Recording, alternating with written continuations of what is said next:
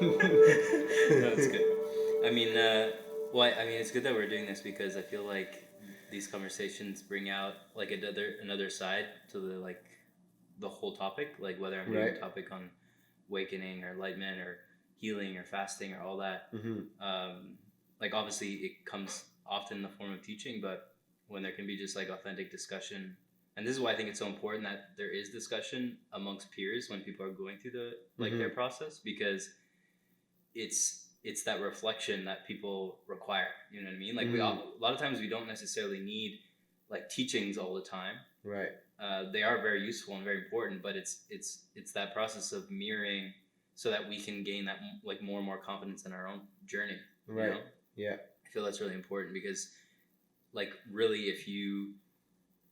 if we truly are all source, you know, and have a direct line of connection and communication to the higher elements of our being that, you know, have information or guidance or perspectives that here us in this flesh suit, in this body, in this realm may not necessarily always have access to, then the communication and the ability to like mirror and feel into like other people's journeys and all that, it gives like a really like a wonderful opportunity for self-guided awakening.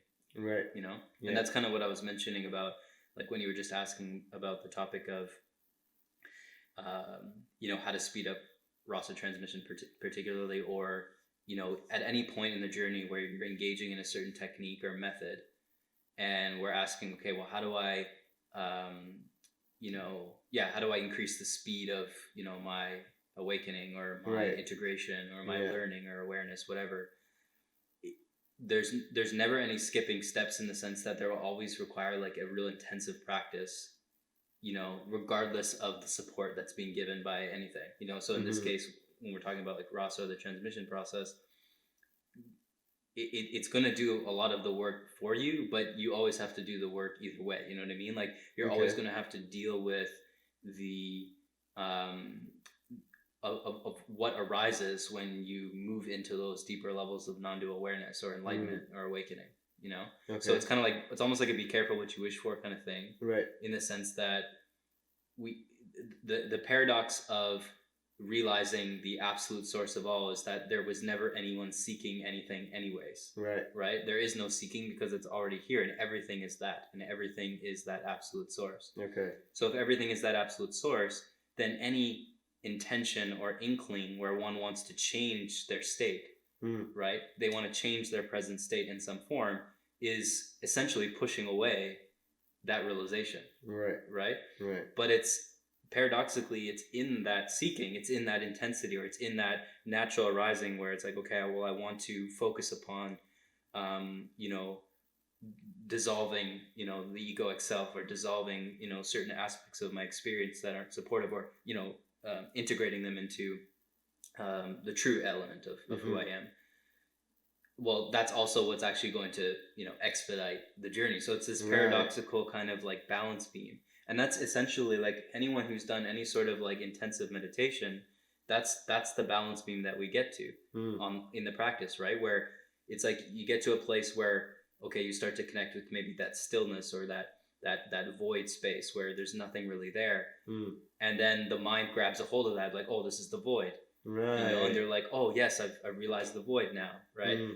But then that's not it, because now you've just identified with the minds cling to it. Exactly. There's an identification with that sensing. Okay. So to realize the nature of the absolute self, or the true self, which is neither void or full, it's neither empty or like the loving, blissful awareness that a lot of people kind of communicate, right? About what enlightenment, or what we are, what is our true nature, like these different things.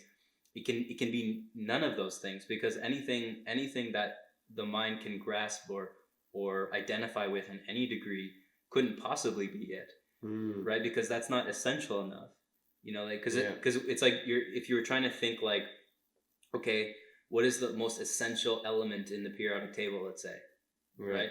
They're all, well, essentially, yes, they're all of important value, but we can also break it down that there are certain, like say hydrogen or carbon or something like that, is fundamentally an essential like peace within the entirety of, you know, manifest creation. Right. And it's because of that, or it's because of its properties, and it's because of its like almost simplicity, that it can be within everything. Okay. You know, so when we're speaking of like say nothingness, here's Neo. If we're speaking of like nothingness, for instance, nothingness, if nothingness is a something, then it couldn't be in fullness, because it's nothingness. So if there's fullness, then there can't be nothingness now, because now there's fullness. Right. So when you start to connect to the paradox that both of these exist simultaneously, there is nothingness and there is fullness, this is where we start to come into an identification where neither of those are actually what's being identified with. There's kind of this balance being, you know, that's occurring. Yeah. So is it more that, is it more like non-duality is like realizing like you're on a treadmill? That could be it. I mean, you know what I mean? Like, do you know what I mean by the treadmill? Like, of like you're running, but you're still in the same place. Yeah, that's a good way of putting it, in the sense that a more accurate way of putting it is essentially, when we come into a non-dual awareness, even the initial layers, what starts to occur is that there's a recognition that the identity, the separate self identity that's identified themselves with being something, and then the world being something else, right? Or one's life being something else, and then this self is living that life. That separation starts to dissolve, because that sense of self is what is being uprooted. Right? That falsehood. So, you know, when the rasa transmission is unfolding, or someone's doing deep self-inquiry, or they even just get hit with a circumstance in their life that just kind of shocks them into realizing, wait a minute, I'm not this separate self. You know, there's this presence here, this beingness, this energy that is not dependent on all the movements of identity, right? So then we start to feel into that presence, and you start to see, oh, well, yeah, I'm none of these things. So it's almost like that's the pushing away. Right? And in the LOC scale, that's like the 600s, you know, like the pushing, like I'm none of these things, so there's no self, you know.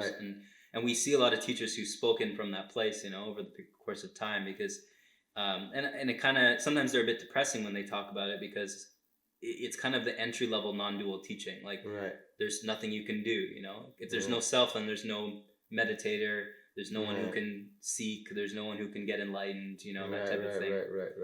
But the potential issue with that is that if somebody is identified with that no self, or that sense of no self, then they're stuck there. Yeah, they're kind of like forever stuck in this illusion that they've kind of made it. But, you know, at some point, that kind of like emptiness of that space is gonna be like, no, I can't deal with that, you know.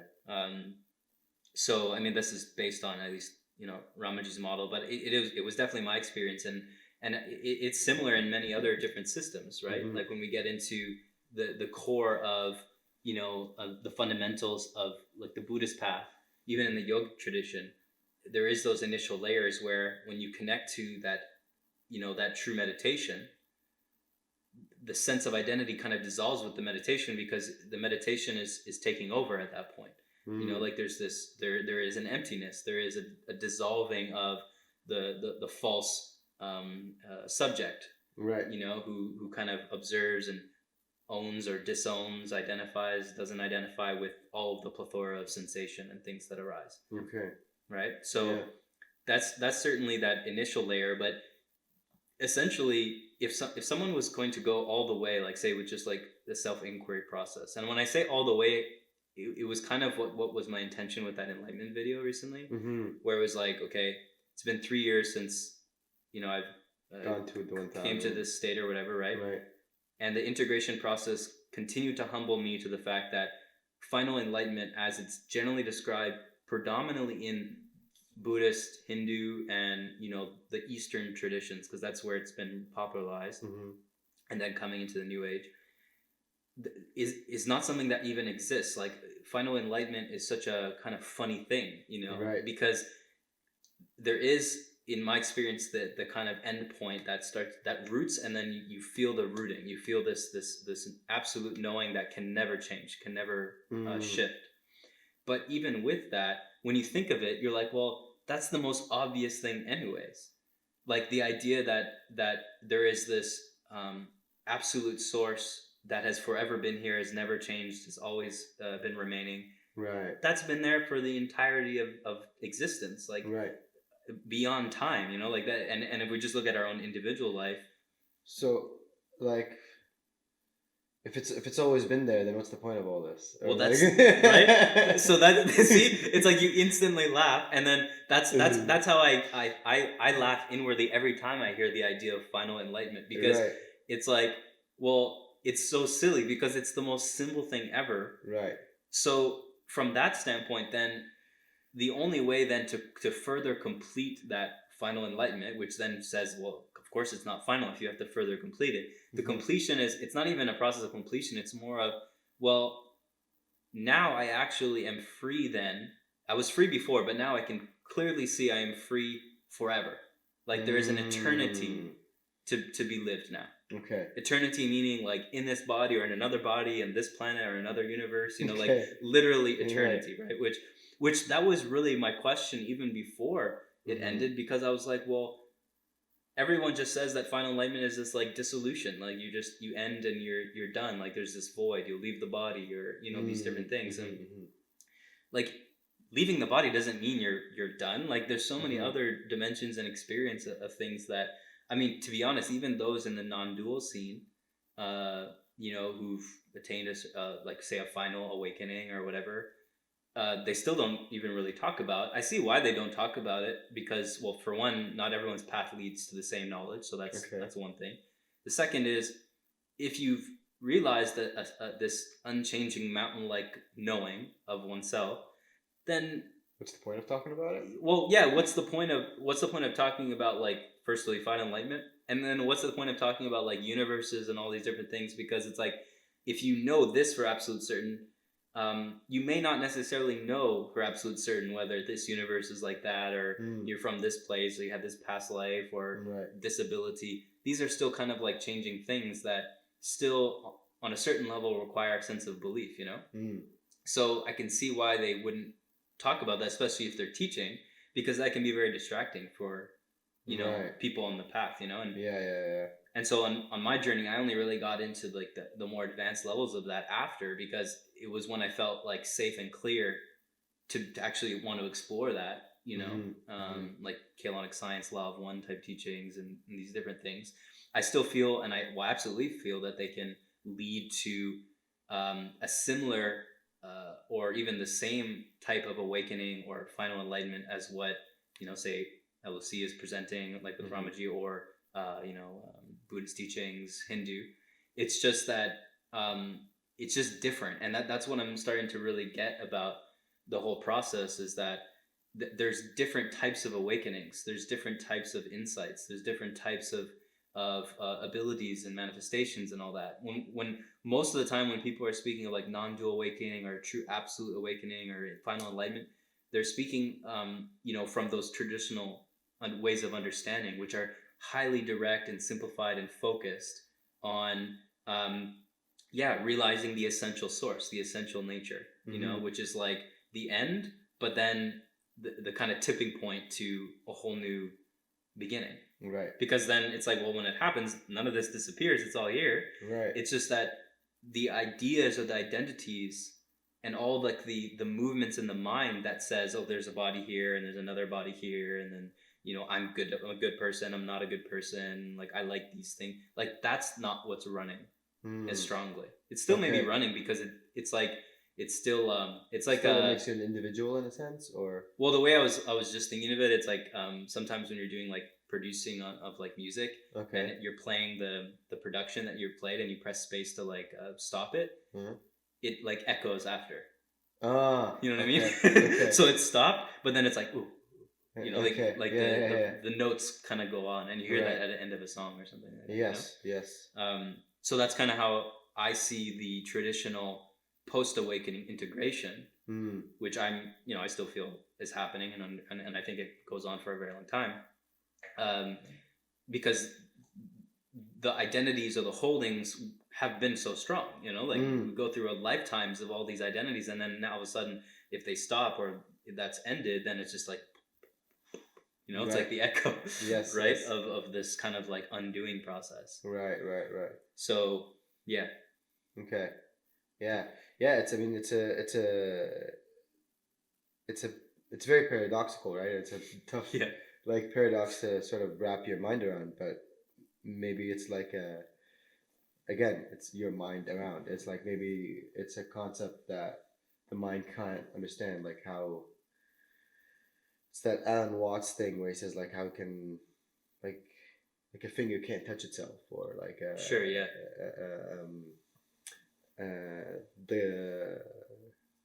The Godhead can't know itself, and those things. So it seems very paradoxical, because it's like on one hand it's like you're doing something, you're doing the work, you're doing the meditation, you're doing the self inquiry, you're doing whatever it is. But on the other hand, you're like, how do you become that which you already are? Yeah. You know, it's like, oh, okay. Let go more. Like that's the first thing that just popped into my mind right now. Is just surrender more, maybe let go more. But then, what's the point of doing it? Like it's just endless. Like you know what I mean? Like as soon as I say that, I realize the other side of the coin, and as soon as I say the other side of the coin, and so it's yeah. Well, that's essentially part of it, though. Like I remember so many phases of that, and I still experience that now. It's just like that kind of like two sides of the coin thing. Just in my view, it goes from happening in increasing speeds to it happening always instantaneously. Like in the sense that you will see both sides of the coin at the same time, right? Instantaneously. Yes. Yes. Whereas at earlier stages, and as the path is unfolding, you're kind of oscillating, or there may be it may appear that there is a space of time between when the question is asked and then the answer is given, or when one perspective is revealed and then you see that that's not the only side, there's this other side. Well, from what I've seen in my experience, there was more of a holding, or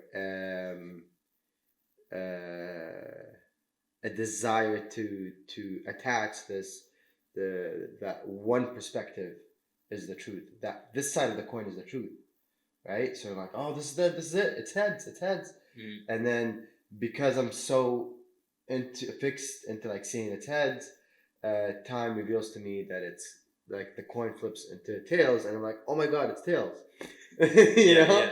And then I'm so fixed into seeing that, and then I'm like, oh, like it's just that oscillating to now, as soon as I, just like how it happened like moments ago, like as soon as I say one perspective, I immediately see the next. Exactly. Yeah. No, it's accurate. I mean, it's also a product of the open Ajna Center too, right? We both have that, and that dynamic of the need to be right or need to be certain, need to be viewed as intelligent, is partly where that certainty comes, whether to yourself or to others. Right. So I've gone through that too. But even if people aren't familiar with human design, that's a product. Many people experience that to different degrees. It's just that if you do have open Ajna, it's going to be more intensified, at least from what I've seen. The other thing is when you mention about letting go, that's essentially what it is. It's like, because when there's a spiritual, well, I was reflecting on this today actually, in regards to the idea of like, personal development as usually an initial stage, of awakening, which is not so much awakening, but it is an opening. Yes. So that personal development and energy and the entry is very much this idea that there's a separate self that needs to achieve something. Right? So everything will carry that effort and that essence, that intention of needing to achieve. Right? So everything that is done will always be this calculated move of what is going to be achieved, because it's all about, there's a subject and there's an object, and it's perpetually separate. Right? So the objects of goals and attainments and success and material, all that is constantly separate. So it never actually gets any closer. Right. That's why you see people in the kind of personal development wheel constantly in endless improvements, thinking that it's improving. And sure, like their physical life, the material things, it may improve, but when we're speaking of consciousness, they may never really move on the notches of consciousness that much, or very little, because it's a constant separation game. Right. There is no awareness of the fact that there is no separate self. Right. And there's nothing separate at all from anything. Yeah. So would you say that maybe not all, but like a good majority of the, let's say, the people in the personal development scene, on some level, want to attain that non-separateness? Well, everyone does. I feel like it's a driving force within all beings, you know, to like to unify. It's just that the unification will come in the form of desire, lower form of desire that will manifest in infinite ways. Right. Because there's a belief that through those desires, unification will come. Right. It's the unification with the source, with God, with, you know, the one, to attain that ultimate love, you know, like that ultimate fulfillment. Right. That what consciously or unconsciously, that's what's being sought. Right. Right. So that's the fundamental movement. Now, when there becomes now an entry into like, which in Buddhism it is called stream entry, which is like the movement into initial awakening, which is like where the seeker, you know, opens up to the reality of awareness that, okay, there isn't a separate self, and I'm starting to taste that. So now there becomes more of a fluidity, maybe in, say, the meditation, where, because meditation is both a process of, okay, the intention to sit down and do the process of meditation, let's say, and then we're focusing, we're getting things, you know, we're getting the breath lined, we're getting the spine lined up, we're getting concentrated. These are all the steps of yoga, right? Like yoga is like, you know, getting the body, getting the asana, getting the senses, not getting distracted, you know, getting the breath aligned, and then focusing. And then as all those things line up, then meditation or jhana starts to open, right? Meditation starts to happen. And then as meditation starts to happen, then it's less about the doing, you know, like getting all these things together, because meditation almost like takes over. So that's the letting go, where now there's a resting within this meditative awareness, that the more you rest in it, the more it takes over. Right. You know? Right. So there very much is a letting go that has come now from, you know, the act to do it and sit down and, you know, do all that. So it's really, but say, for instance, let's say someone's really not feeling doing a meditation, you know, it's just not lining up, you know what I mean? Like it just doesn't make sense for them to do it today. And of course, like, people can make excuses or whatever. Of course. But say let the it's just not feeling like the correct you know, thing to go and sit and do like this meditation. If someone like forces that, they may feel that their meditation is just so difficult. You know what I mean? And they're not getting there, and nothing's happening. And then that's very much where the identification trap takes a hold, because then they're like, well, now I'm not progressing. I didn't do my meditation properly. And like, so that keeps the churning of that identity, that false separate self, right? Right. Which further causes that separation. Exactly, right? Whereas maybe the better thing to do is just to like go for a walk, or like take a shower, or, you know, lie with your dog. And just by doing that, you sink into an effortless meditation.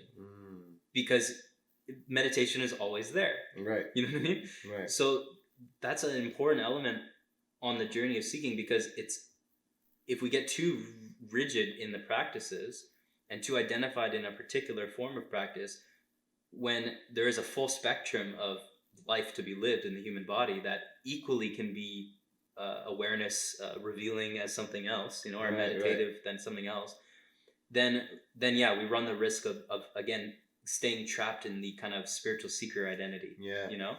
Versus recognizing that, like, I'm saying this because I was thinking it on a walk today, where like I always spontaneously go into meditation. It happens all the time. I'm sitting, I'm lying down, I'm sitting on my couch for an hour, and I'm just in bliss. It's not like I'm saying I'm going to go do a meditation. It just happens. It just blooms, right? Because I mean, of course, the identity and all that is not there, so it's easy for it to happen from that vantage point. But for anyone on the path, wherever they identify themselves at, it's a continual process of just releasing and letting go of the identities that hold to anything. Right. Because in one moment, you know, I'm the spiritual seeker who meditates, and in the next moment, you're not. You know what I mean? Like, it doesn't have to look or be like anything. And the less it does within the inner space, then that's very much where we see awakening just happening for people. Right. It's like a flower, just like blooming, you know? Right.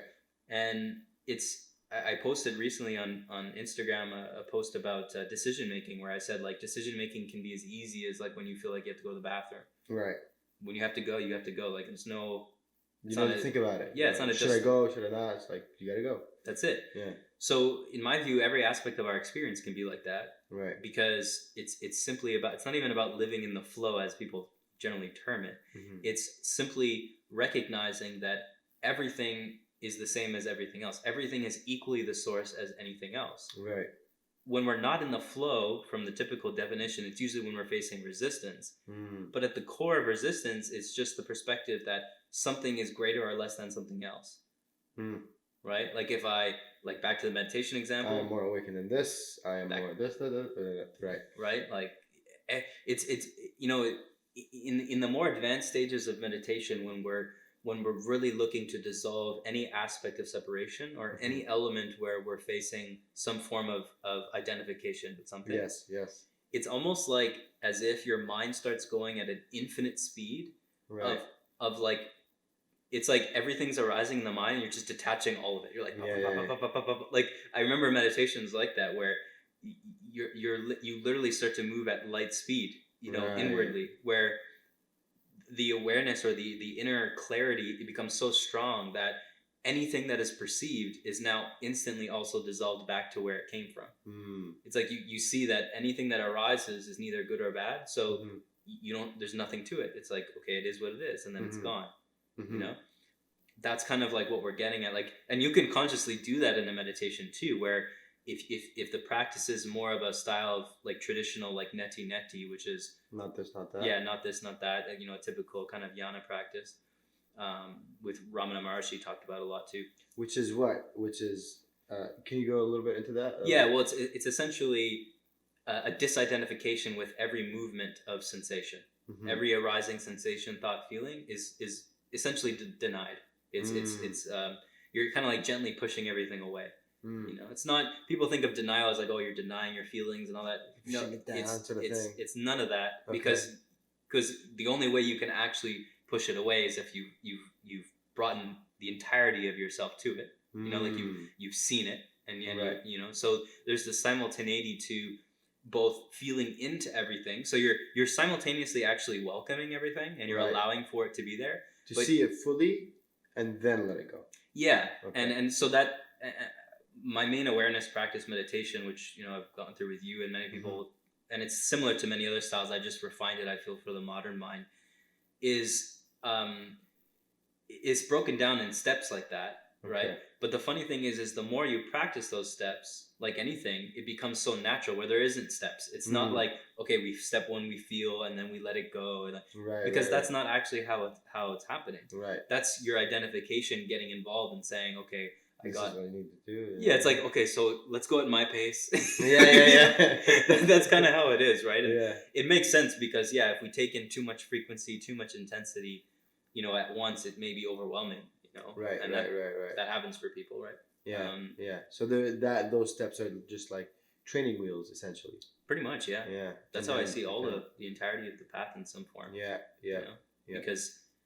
Because in a sense that it comes back from that separate self, right? When we're learning meditation, or, you know, and the further back I go on my journey, like going back into personal development, all that, it's more and more an identity thing. You know, it's like, I got this tool and I got this meditation and I know this teaching, and you know, all that. It becomes this like tool belt, right? Right. Which is cool, especially when you go to the store and you buy a new tool belt. You're pretty like hyped about it. Of course. But then like after a year, it's like so natural. It's just a part of you. You know, say you're like a carpenter or something. It's just yeah. you're not thinking of anything about it. Yeah. That's essentially what we're dealing with. The deeper we go on the path is we recognize, well, all of these things that I've thought to be like so cool and like, you know, so important and I'm so identified with as a, you know, part of my spiritual self, has always been just a natural thing. You know what I mean?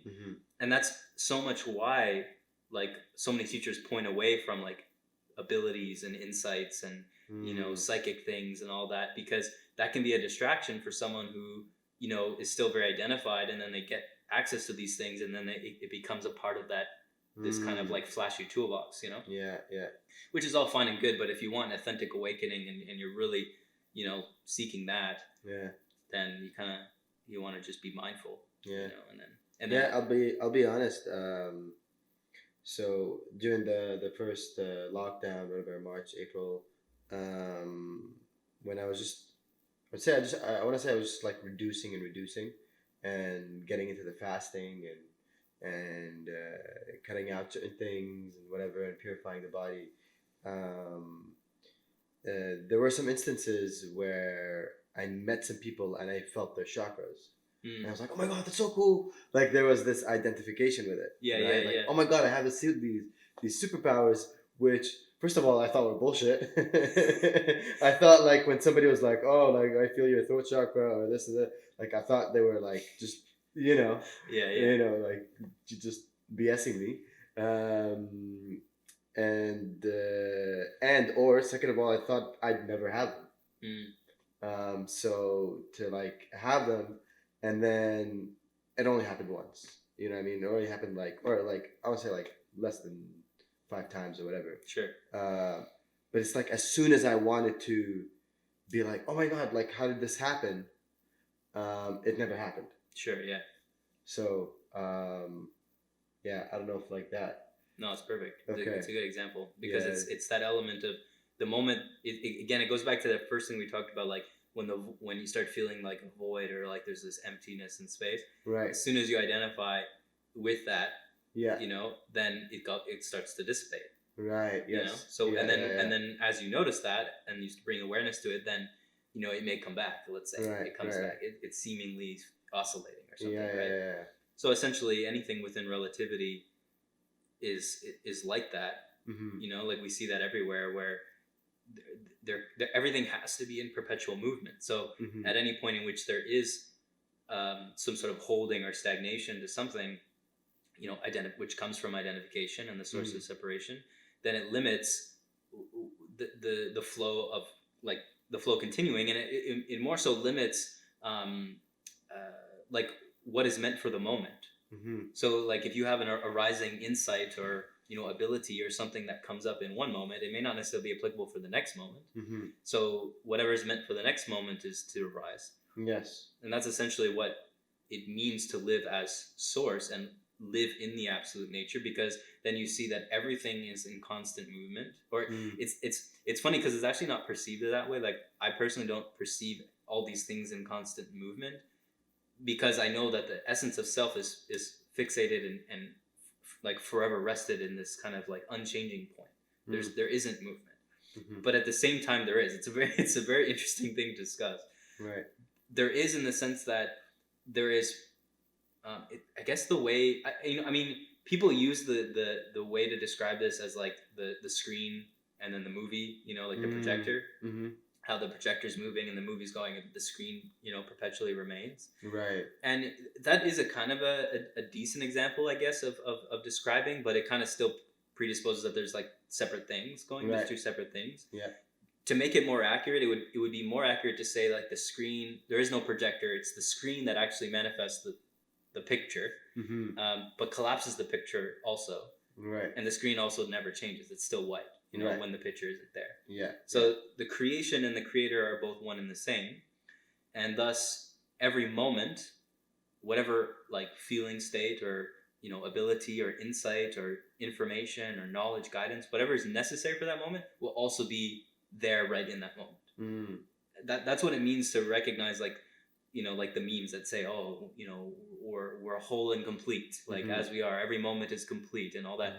There is such a 100% accuracy to those statements. Yes. If there's actual a direct knowing of that, because whatever you're thinking or whatever feelings or whatever is naturally aware and there like in that moment is 100% what's necessary for what is to unfold. Like we always do have what we need. Yeah. You know what I mean? That's the best way to look at it. And then that perspective then can flood into everything.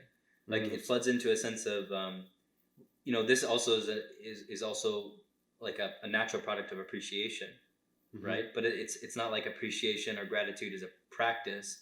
It's this natural emanation, right? That you see. Well, yeah, this moment is complete. So with that comes like this intensity of appreciation and all that, and then so that vibration, that energy, then yes, changes what is seen as the relative existence, and then every moment from there is just this exponential, Yes. better. That's how I experienced life. Yeah. Yeah. It's been years now, but that's how I've seen it. It's like no matter how challenging anything has gotten at any point, in this past, I can go back a long time, but even just this, past 3 years, let's say, it's like every day is exponentially greater than the day before. Like, Right. you know what I mean? Like, sure, there's there's relative movements. Yes. So people may get like caught up in the idea that like I'm just like in exponentially more bliss every day. It's not that. It's like it's just that it's more. It's not even the idea of exponential, because then people think of this like linear idea. Right. It's more the sense of creativity. Mm-hmm. Like creativity can never be duplicated. Mm-hmm. Like when you creatively, do a painting or something, you could never duplicate that painting again. Like it's always going to be infinitely different, because creativity is just, there's no linearity to it. Yeah. That's probably more accurate, the way to describe it. Mm-hmm. Where it's like every day is just, even if I'm doing what seems like the same thing, writing, walking, whatever, doing like taking care of the dog or something, it's still infinitely, it's seen and appreciated as its infinite creative expression. Like it's no different than anybody else's life. Everybody else's life is, every day is infinitely creative and different. It's just that's not necessarily the perception. And that's why we experience suffering. Right. You know what I mean? Because we're like, well, what's next? What's next? You know what I mean? Like, where's the, whatever else is coming up, right?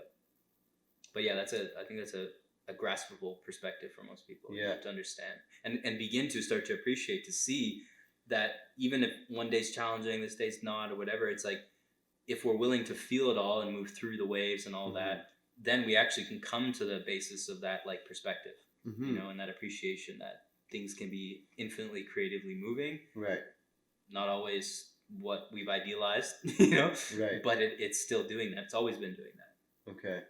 And then there's this kind of like real sense of like beauty every morning waking up, because you're like, well, damn, like it never ends. Like it's not like the thing is most people will equate that type of perspective to, well, you have all the money, or you have maybe the optimal living situation. Right. The whole thing, whatever, like big house, big beautiful wife, kids, everything. And I feel like most people watching this will have a perspective that it's not about that for the most part, or let's say they have, it's more about like what are they, how are they serving, what are they putting their energy to in each day, and all that. But in my experience, what's more and more of importance on that path is continuing to dissolve any way in which things need to look, because that's essentially what was the purpose of traditional like renunciate type of paths in Eastern traditions. Because if you can be okay with nothing in the relative sense, like sleeping on the floor and no sex and no food and all the things that the Western culture would like be like, no, like that's really hard, or maybe feel resistant to, that all can be so supportive to then being able to appreciate any possibility of the way your life is looking, and see that being awakened has nothing to do with any of that, right? But then it may take different form, and that's again, like you can't get caught up even. But in terms of like training wheels and that perspective again, I would find that, at least in my experience, those have been like the biggest training wheels, or you could say like the fastest way, in a sense, to have gotten there. At least in my experience. Yeah. Especially for me, like the theme of 2020 has been the theme of like reduce, and through reducing, it's like I'm feeling I am everything. Sure. Yeah. Yeah, no, that's really accurate. I feel like it reminds me of kind of like the 80-20 type rule, where it's like as long as you're consistent 80% of the time in a certain intention or whatever, you're going to reap the benefits of whatever that is pointing to, Yes. And then the other 20%, that's the room to breathe. Yes. And to be flexible. And yeah, that's what I feel like is really important. It's like what you were saying, messaging about the compassion discipline topic. Yes, it's kind of what that is in my view. In some form, where it comes back more specifically just to the rigidity of mind, and identification. Like, I'm someone who fasts. I'm someone who lives with less, or minimalism, or this. Right. Then that becomes another identity, and I see this everywhere. all the time.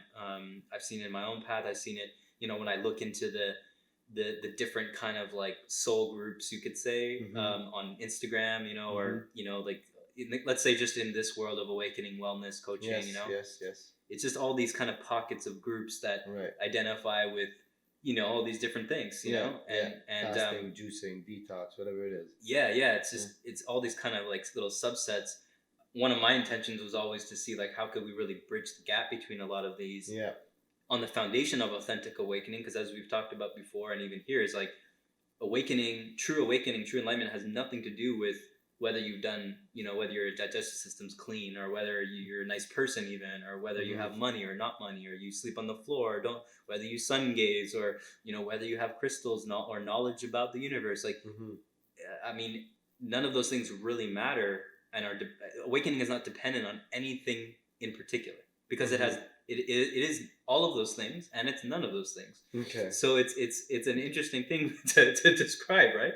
So the reason why that's important, because that can get very impractical, but the reason why that's important is because the things we identify with most are oftentimes the things that are part of the path of us dissolving.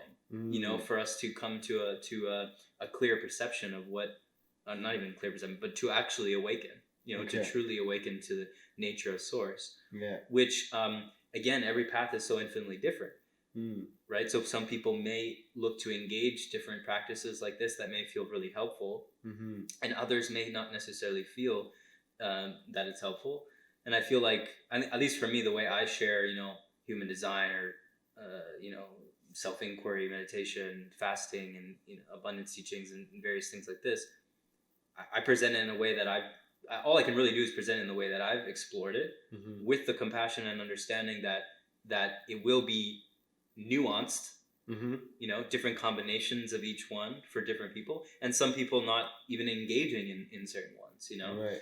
But at a certain point, you start to realize that there are fundamental tools that really will either be consciously practiced, like I'm going to consciously do a fast, or someone just stops eating randomly for a couple of days and is not interested, and be like, oh, I just don't feel it.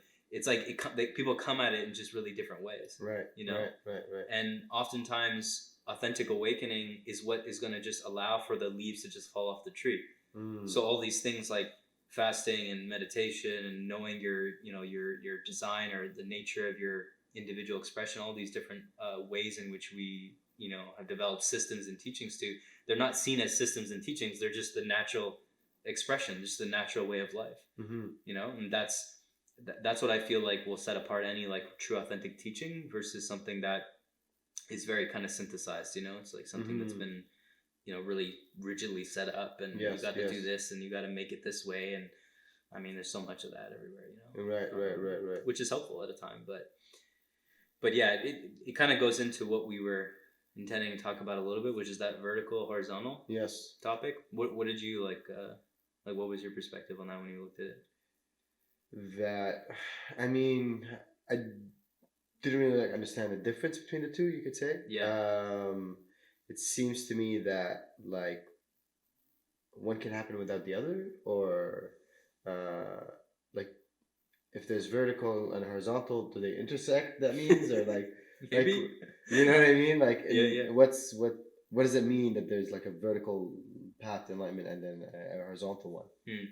Yeah, so this is that's what I feel like most people are going to have the kind of questioning of, especially as they're still maybe coming into an authentic awakening, or coming to like in traditional Eastern. The funny thing is because when I speak, and I want to clarify, like, what I mean by like intersect is like, does one affect the other? Sure, what I mean? Like, does if the horizontal enlightenment is or vice versa is reached, does it trickle down to the vertical one? Yeah. Well, in my experience, it definitely does. I mean, I'm definitely oversimplifying this perspective, but a lot of different people have shared it in similar ways. In the idea that, let's say, the traditional paths of ascending through LOC, or moving through traditional like Buddhist or Hindu teachings or whatever, is very much this linear path, and it's there are step-by-step stages that identify where one's at on that path, and where they've come to a final enlightenment, nirvana, Right. cessation, like a nirvakapa samadhi, these different, Yes. stages. And is that identified more as the horizontal one? No, like you could say that that's kind of like that Vertical. linear kind of Okay. ascension to the Yeah. source, which is Right. more of that masculine type of perspective, right? Yeah. So that style of teaching is what has been predominant for many years, like thousands of years. Most of the common enlightened beings that we can think of, the presentation is often in that type of realm, at least at a certain stage. Initial stage of spiritual teachings will kind of include all of it because there is a bit for everybody. You know what I mean? Some people like we were just talking about, some people may be more interested in like doing the fasting and detoxing and getting their physical body in order. Some people may not be so interested in that. They want to just meditate really deeply. Other people are really about service. They want to be really involved in serving the planet and this type of thing. Other people are really about like the knowledge, coming into like insights and really studying deeply in scripture and maybe like mantras or this type of form. There's many different kind of like angles to that, so it's always generally presented in that way. Like there's many different components to the path. Right. Different schools will have very different approaches on that, even within these kind of overlaying, say, Buddhist, Hindu, even Christian, or different mystical traditions. Yeah. Now, so traditionally, it's very much at a certain point when someone's serious, they're gonna want to like really, okay, go for gold. You know what I mean? Yes. Like I just want to awaken, so I'm not so concerned with all of these different things.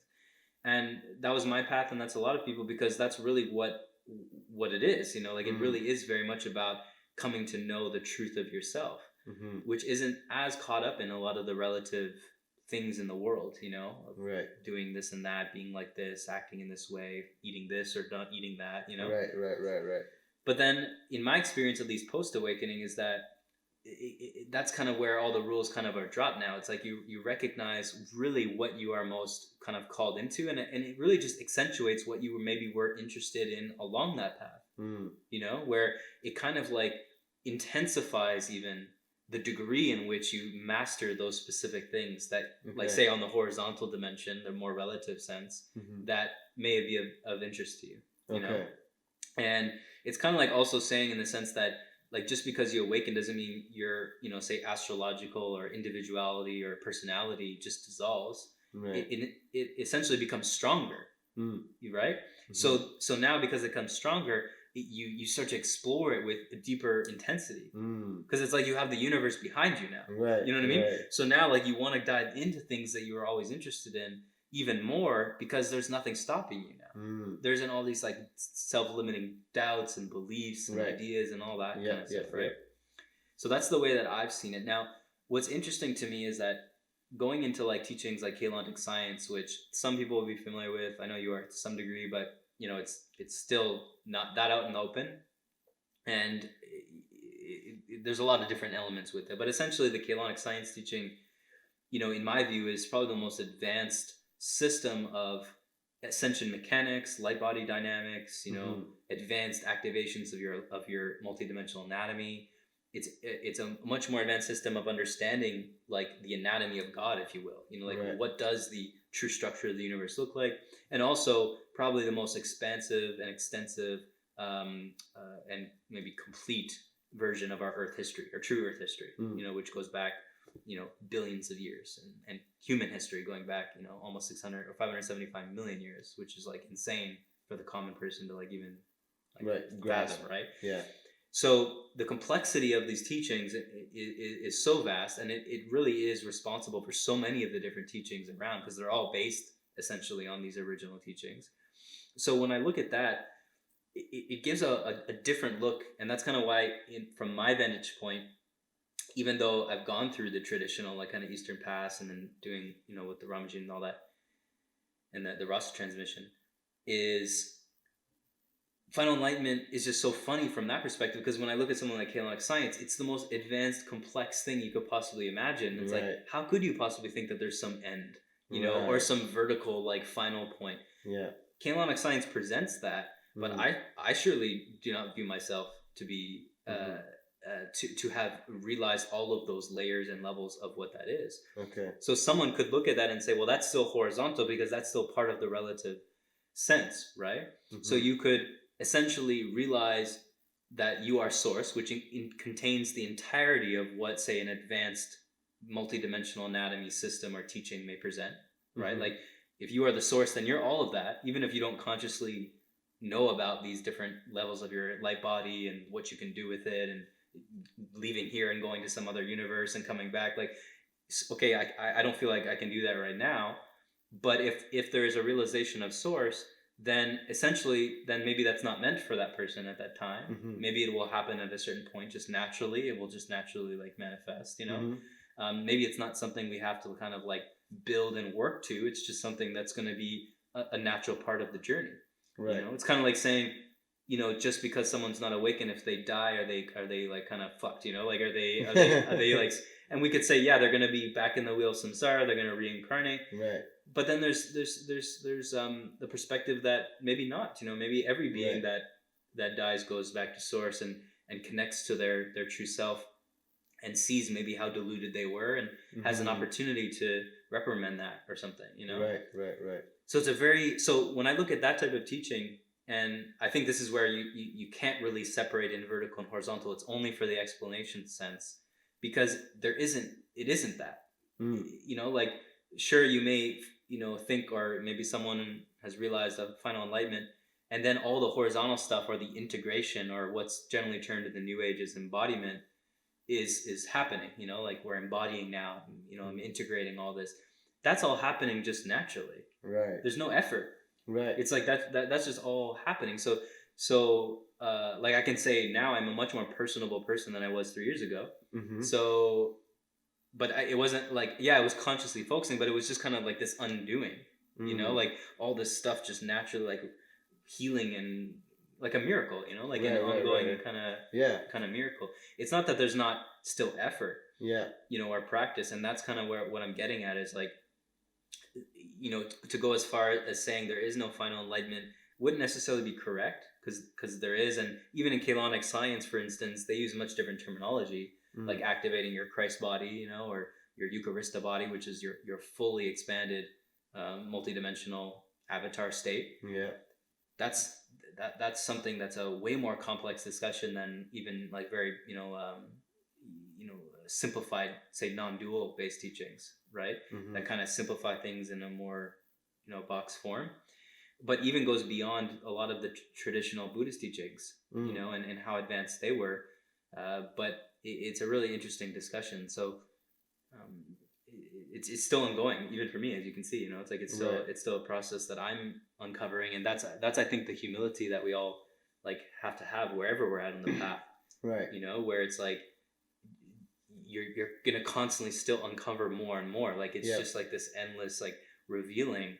I just know that, like, in my personal experience, there's still kind of like a rock like stability even within all that. Yes. So it just makes it more fun. Right. You know what I mean? Like, if you're having to deal with, you know, healing different aspects of yourself that are like, oh, well, this is tough, or this is, you know, there's some gunk here, or there's some entity or being, or you know, because that stuff starts to really open up. You start to really see, you know, even like, for instance, us living on this planet that's essentially a shithole compared to a lot of the other places I remember or I can feel into in the universe. And we're like, oh man, like, there's so much stuff here that we're having to deal with, you know, and like where we may have been responsible in some form, you know, for engaging certain energies or being involved in certain things in our life or past lives, or just now, like, you know, our habits and all that. There's so many elements to our experience. It's infinite of what we can continue to perfect and refine. Right. You know. Yeah. So what about that is fun? Well, I think the fun about it is the appreciation that life is eternal. Like, if every being truly knew that life was eternal, and there is no death in the sense that, like, it's the end, or like it's something to fear, right? Then you're free. Like, yes, you're not necessarily any more free than any other human. Like, it's not like I'm flying, you know, or like whatever. Yeah. You know, but with that, a lot of different things start to activate that previously you may have thought was, you know, magic or fantasy or some Star Wars movie or something. You know, like you start to legitimately start to connect with things that you know, you may have seen as thought was impossible. Right. And that's what gets me sometimes is funny about us continuing to humble ourselves on the path, because oftentimes where I've experienced resistance, or I've even been resistant, even on my journey, to people that were claiming things or saying things of who they were, say in a past life, or an ability they have, or something like that. In my journey where I was resistant to that, I could see where my ego was like, well, no, like sure, I'm saying everything's like nothing's impossible from a personal development, let's say, like meme sense. Yeah. But then when I'm faced with something that is really outside of my scope, I'm like, no, that can't be, Yeah. And I think that's a real important lesson I've learned, and that may be helpful for people, is like we have to constantly humble like where we may think things are impossible. You know what I mean? Because if we are initially gonna get hyped on that type of statement, like anything's possible, you can do anything, Yes. then when you're potentially presented with things that really are outside of your vantage point of perspective, then is that still true for you? Like, is that meme still hype for you? You know what I mean? Or are you like, right? So it's a really interesting. Like anything is possible. Well, except that one, right?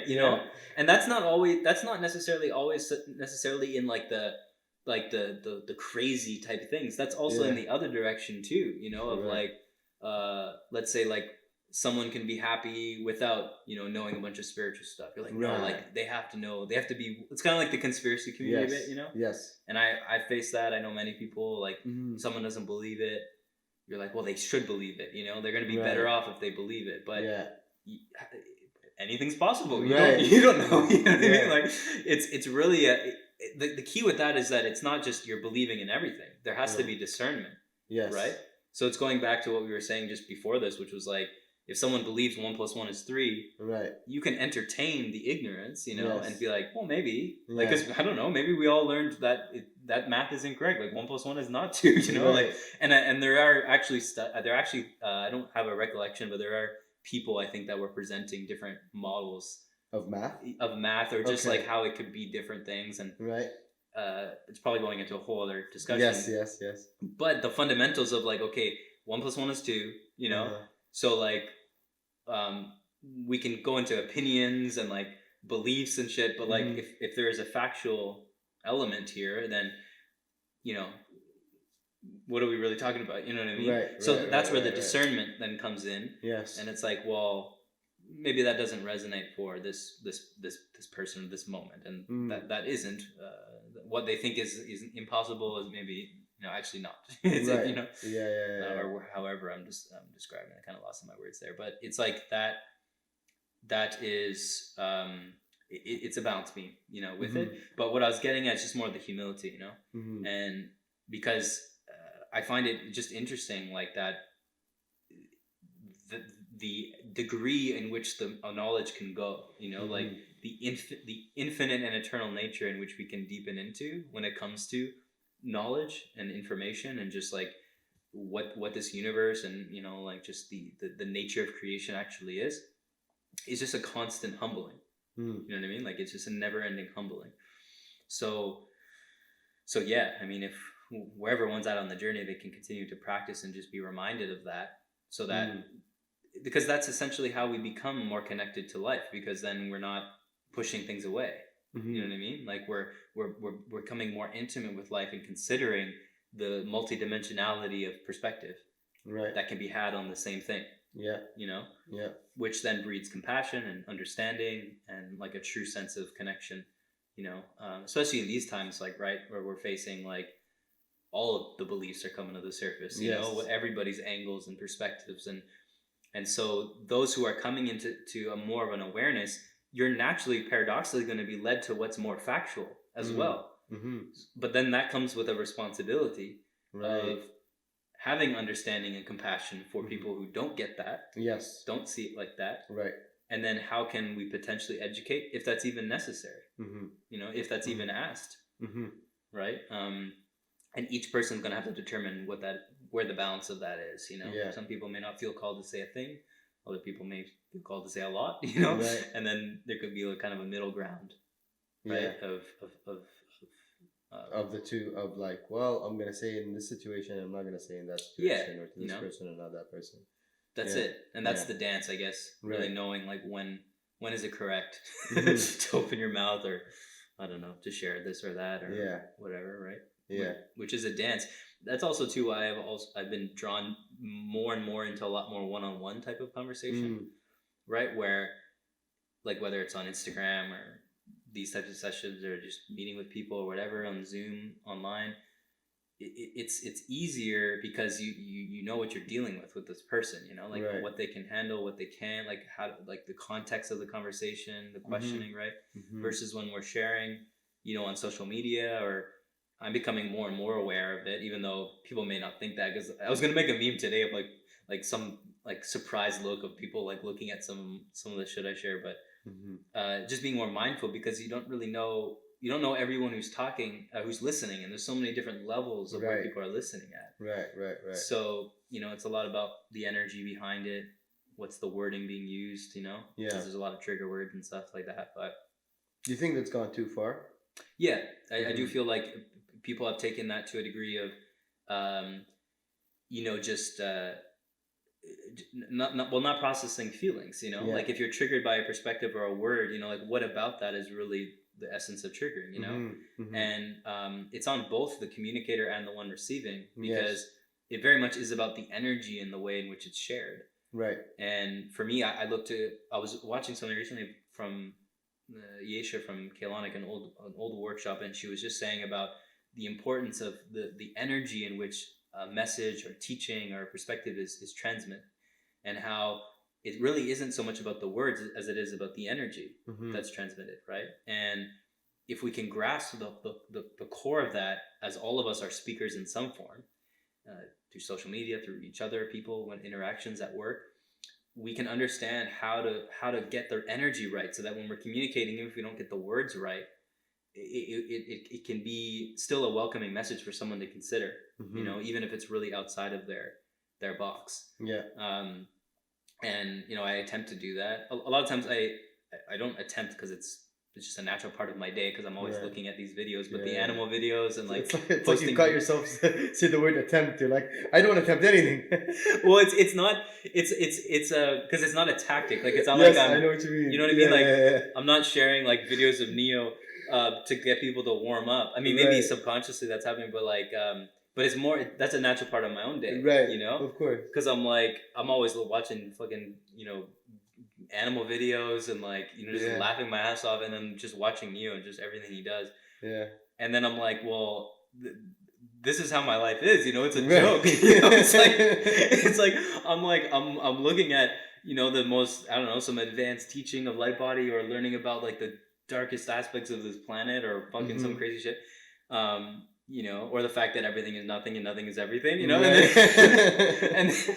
and then sharing, you know, like just the hilariousness of animals, let's say, or nature, whatever, right?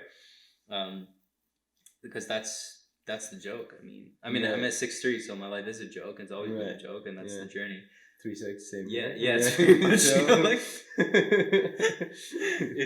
it's just that, you know. And so we each have a role, you know, in that sense, and how that's kind of depicted. But we have to have a sense of humor, you know, like with this, and within COVID and all that.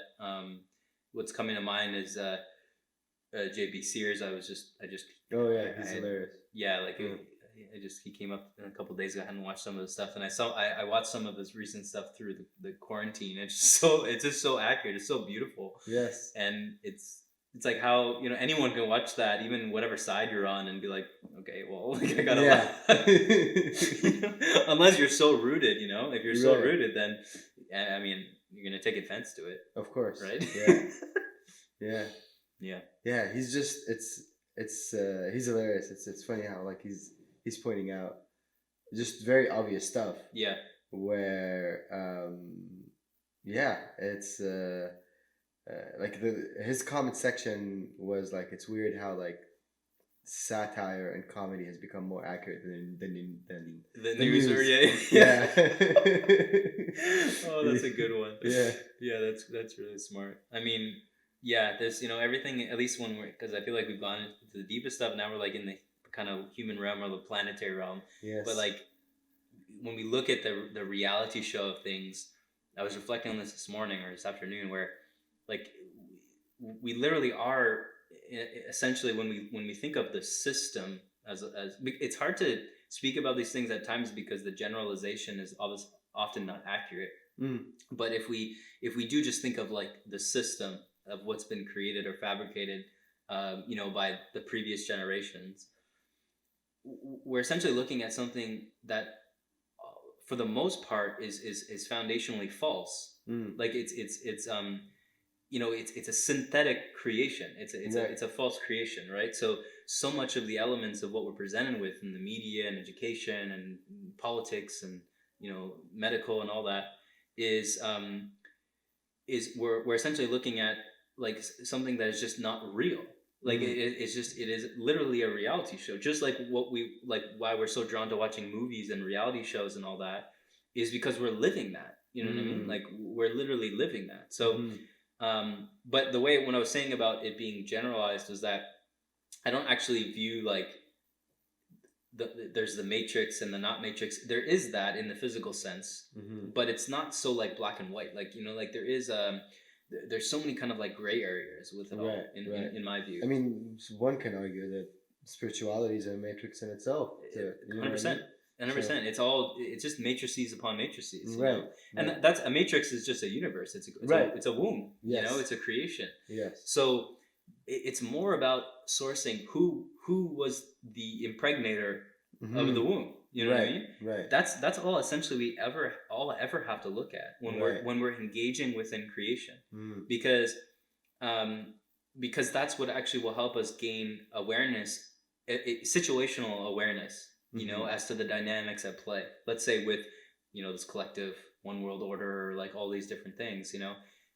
We're getting to we're getting into the meat of like, well, what is the history of that? Like who has created this? Where has that plan been sourced from? What does it date back to? It goes back a very fucking long time, but that's the question that's important, because then you can actually engage into, well, whatever seeded that impregnation or that creation is ultimately what now like molds like its creation. Like the intention comes from that original kind of source point. Yeah. Right. So when we understand that principle, because we know we are source and everything is source, everything is just manifested from the same spark, then we can navigate ourselves through the relative world, in a relatively easy way, to be honest, because it's like you will only look to align with what upholds those true principles, right? And any creation or any womb or matrix that is manifested from a false intention or a misaligned source, it's not that it can't be saved, but it will be quarantined within its own kind of box, and you do not need to consent to choose to engage in it. Right. That's what's important for everyone to understand, and we perpetually have that ability to decide. Right. Within all of our days and moments on this planet or some other planet, is like, how would we intentionally like to engage in this matrix? Right. Which could be like going into someone's home, engaging in a group on Facebook, I don't know, like being on this planet or not. Like, I mean, we're all here, so we wanted to engage in some form. Yes. Right? Yeah. So, but that's what it is, because then we determine like what do we want to, what feels most resonant and not, and then those other matrices that we're not involved in, they just kind of like dissolve. They don't even exist. Yep. Yeah, 100%. Because they're infinite, they're everywhere. So right.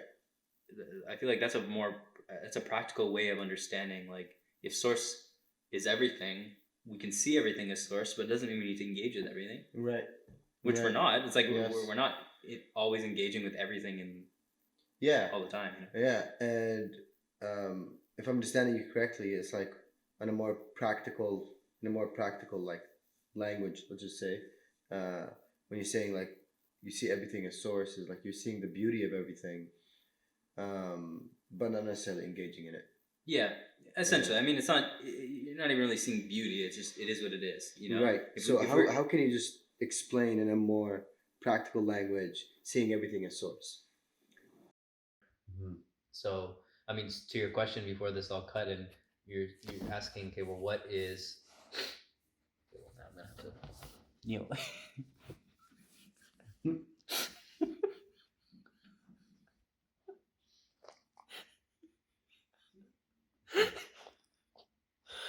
Oh my gosh. Okay. Just like casually in the corner there. Oh man. So, well, to the question of what you're asking, which was, what is source? Mm-hmm. In Um, the practical sense. So my question was more, um, when you were saying you see everything as source. oh yes, okay. Um, in the practical sense, what does that mean? Is that you see like the beauty in everything? Do you see? Yeah. Well, this is an interesting thing because, in a sense, the absolute realization or realizing the nature of the absolute or the nature of source is both the most impractical thing but the most practical thing you could possibly imagine. So Okay. it's such a funny paradox because Right. the way to describe it in so many ways uh, in so many ways the way to describe the absolute nature of source um, is about is almost in a sense describing what it's not, Mm. right? Like it's and this was made more familiar to me, when I read Ramaji's book for the first time, where he was describing the idea of no mind, no awareness, no God, no consciousness. It's Mm. not that, it's not this, it's none of the things that we could possibly identify within the mind. Mm. So anything that within our experience that we seem to see as something, right? Mm. So we may have, say, all these topics within our perception or perceptual view, all these topics that have different weights to them, you know, Mm. like God is a huge topic, or money, or girlfriend or boyfriend, or whether you like this or that, or Donald Trump, or like Mm. it's an endless it's endless different levels of weight, and Mm. which that weight we could describe that as our how much we are identified with the separate self, the perception that this thing, the more weight I feel of it, is really more separate. I see that, Mm. there's a resistance or there's an attachment, Mm. right? Something better than, less than. So, in a sense, that we see all of these separate things everywhere. So the more that there is all these different separate things, then essentially the more we are identified within the experience, and there's all this kind of like enmeshment with our identity, with all of these Mm. different appearing realities and perceptual perceptions that we can see within our view, right? Mm-hmm. So the absolute nature, the absolute self, can be none of those things.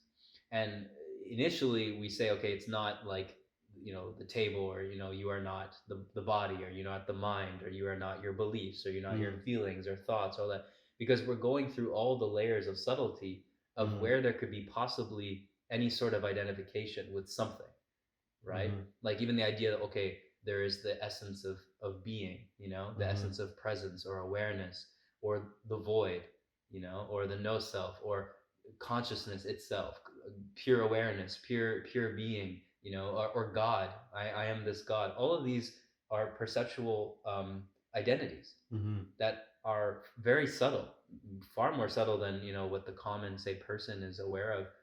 But as we're going through the traditional, again, like non-dual Advaita, Vipassana, Buddhist, Hindu, these types of traditions and these types of trajectories, we're basically coming to the recognition that anything that has any perceptual weight is not it. It Mm. can't be it, Okay. right?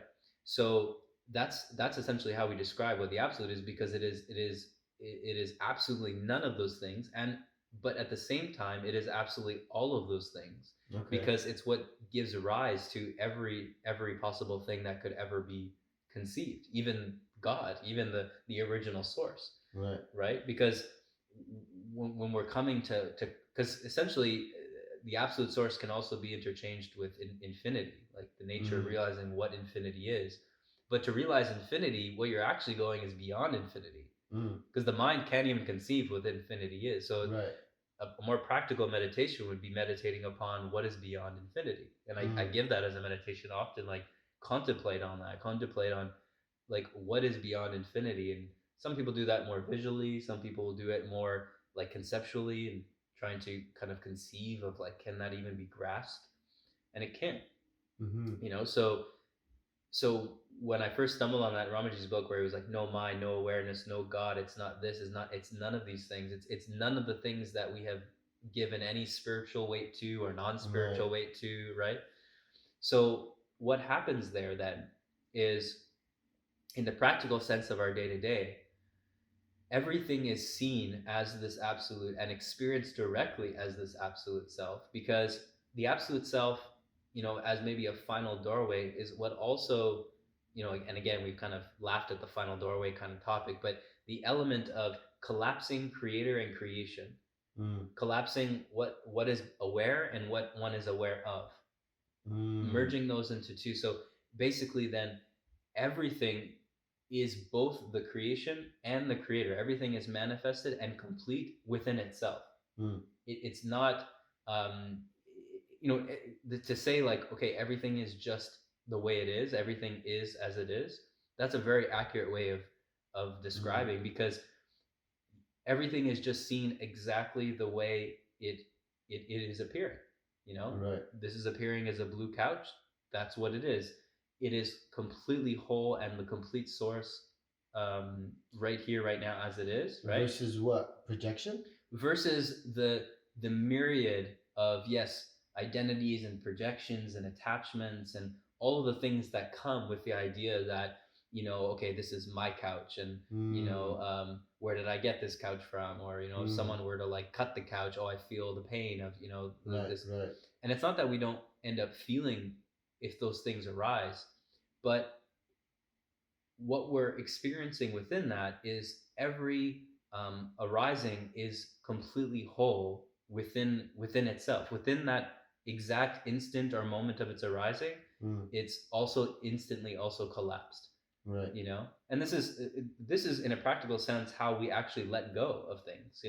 It's like, if we were to let go, what is letting go? It's being in the moment, because the moment that something has to be let go of, we're already in the next moment. So it should have already been let go. Right. You know what I mean? Because we've moved on. Right. So essentially, that's kind of the way it's perpetually experienced. Right. It's this never-ending letting go of the moment, because every moment is already whole. So it's like, we're not longing for the moment before, and we're not longing for a moment coming, because everything that's already here is already the fullness of infinity.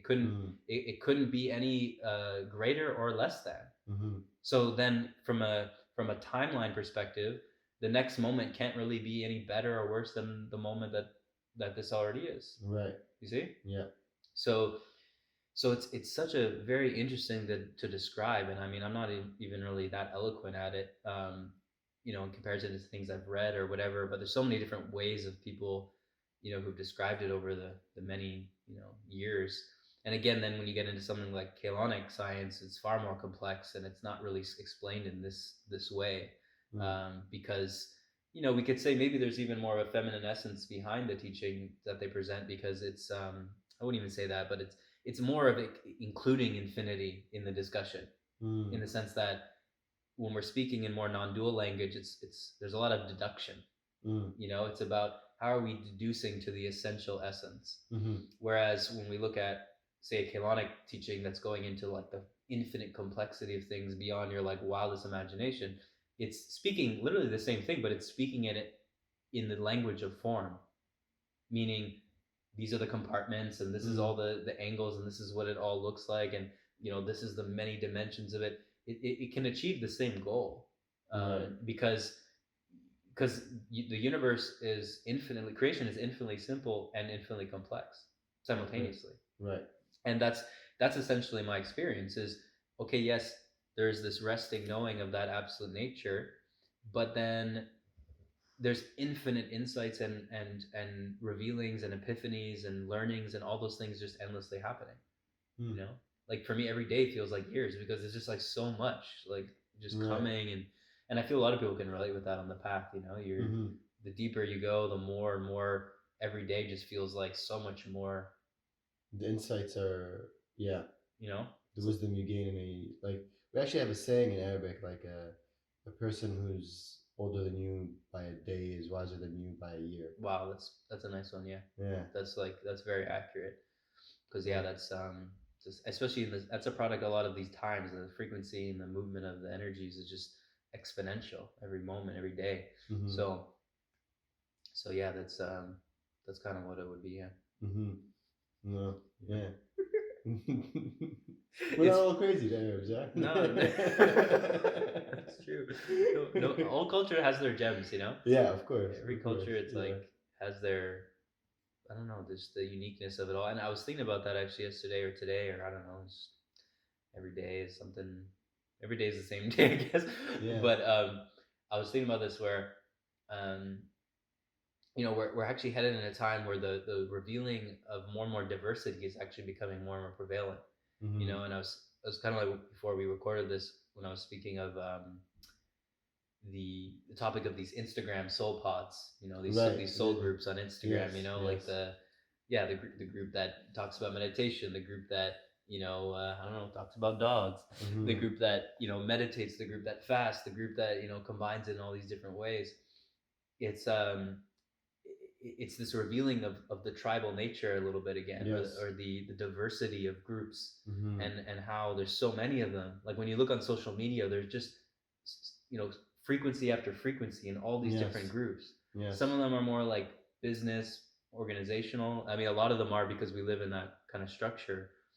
But what I'm excited about is kind of like the evolution of that back into more of that kind of like native indigenous way, where all the tribes would gather and they all had their own like essence. Right. And it wasn't like this business organization thing. I mean, it was an organization, but it's a tribal unit that had its own dress, its own music, its own way of speaking and exploring. And as much as we are kind of like becoming more connected as a civilization, that's actually what makes it more open for that diversity too.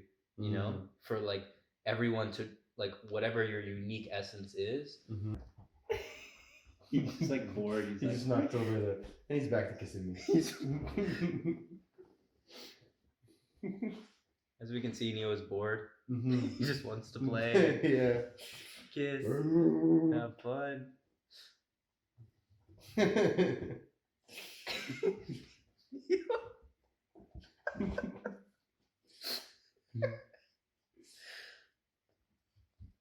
All right, cuddle time. Well, I don't know what I was gonna say he, but what I was saying was, just like the kind of revival of that uniqueness, and that diversity, I think is really beautiful. Yeah. And as much as people are kind of afraid of a one world order and like Right. all that, and that's actually a really good point. Is like oneness, because everything that's happening on the planet is revealing both sides of the coin simultaneously. So as there is an awakening and a revealing of oneness, which is essentially true awakening, that oneness is being revealed in its opposite material side as both the potential of a unification, like I guess globalization would be a typical term for that, but it's not that accurate. But it's just like our connectivity physically within all beings around the world through technology and through our essence and all that. But then like the one world order vision of that, which is like the manipulated synthetic version, Right. Of everyone adhering to the same beliefs and same perspectives, but that being forced upon rather than that being an authentic expression. Right. Right. So I would say that is like, because when I look at like I mean, there's no way to describe them than to actually label them, but I was trying to avoid that, but it is what it is. Like the social like justice warriors or sure, the liberals. Yes. I don't want to get into that, but I guess Yeah. I saw a funny video of the JP Sears one about like conversations of liberals is really funny. Yeah. But I understand what you're saying. Yeah. So you so I find like a lot of things like these social justice warriors are preaching is a lot of what maybe like awakened beings would preach and all that stuff. But because they're coming from maybe not an authentic place or a place, not a place of love, it's coming off so aggressive, and Sure, yeah. people don't want to hear that. And yet, like in a way, the message is the same. Correct. You know what yeah. I mean? Yeah. Right? If you go to like enlightened being or awakened teachings, any of that stuff, it's all about love and compassion and tolerance and all this stuff. and the social justice warriors are doing the same, but because it's coming from this forced place and it's not coming from this natural way of being, um, it's so it's so misaligned. It's so um, it, it it goes back with like such force. Sure. Yeah. Yeah. You know what I mean? Yeah. Yeah. That's a really good point. I mean, it's everything will always have its kind of mirrored element, right? Yeah. And especially within when we're speaking of true authentic awakening, because it's inclusive of everything. So everything within the path of authentic awakening will naturally have its mirror within. Well, actually, it's like a fractal. It's within every level of consciousness will contain the whole. So at every level of consciousness, there will be a manifestation of the whole in just lesser conscious ways and more conscious ways. It's like a a scale, right? So it's like every level of consciousness will speak of maybe a creator or a god or a source, and endlessly potentially debate, Right. because it's all a matter of mind. It's all a movement of belief.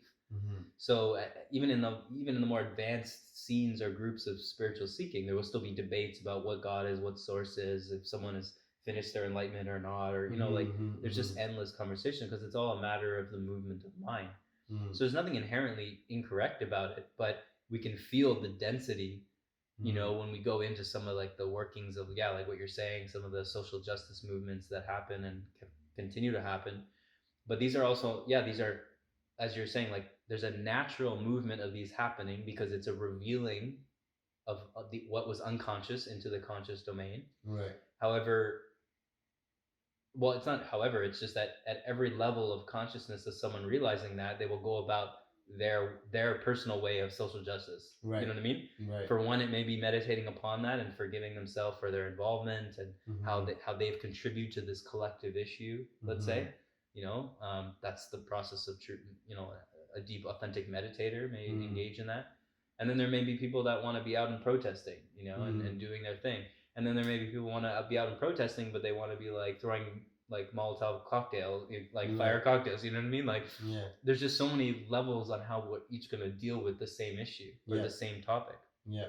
And but as a collective like idea, let's say with even like the traditional like political system, maybe even just in the United States right now, you're basically seeing two sides of the same coin. Like I've said, two wings of the same bird that essentially just go about things very differently and project their differences upon each other, thinking that because their way is better, the other one is not. But they're doing the exact same thing. You know what I mean? Yeah. Like it just it boggles my mind sometimes when people are in such delusion about how the fact that what they're condemning another for doing is exactly what they're doing. It's just they can't see it. Right. They're not aware. They're not seeing the fact that it's the same thing, because it's not always going to appear the same way. Yeah. It's just it's the energy, like the intention is gonna be, the same. So, it's a really juicy and funny topic, but it's all rooted in, again, that separation.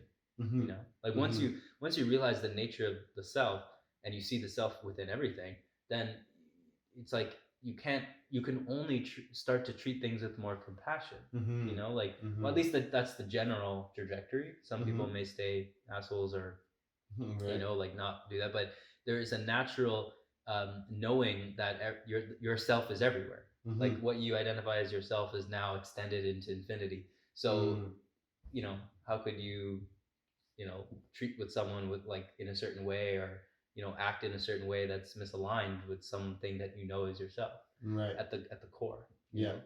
So it's all rooted in separation, and whatever level we find ourselves on will be the degree of the drama that we find ourselves in. Right. Yeah. That's really what it comes down to. True. Yeah. Oh, that's good. Yeah.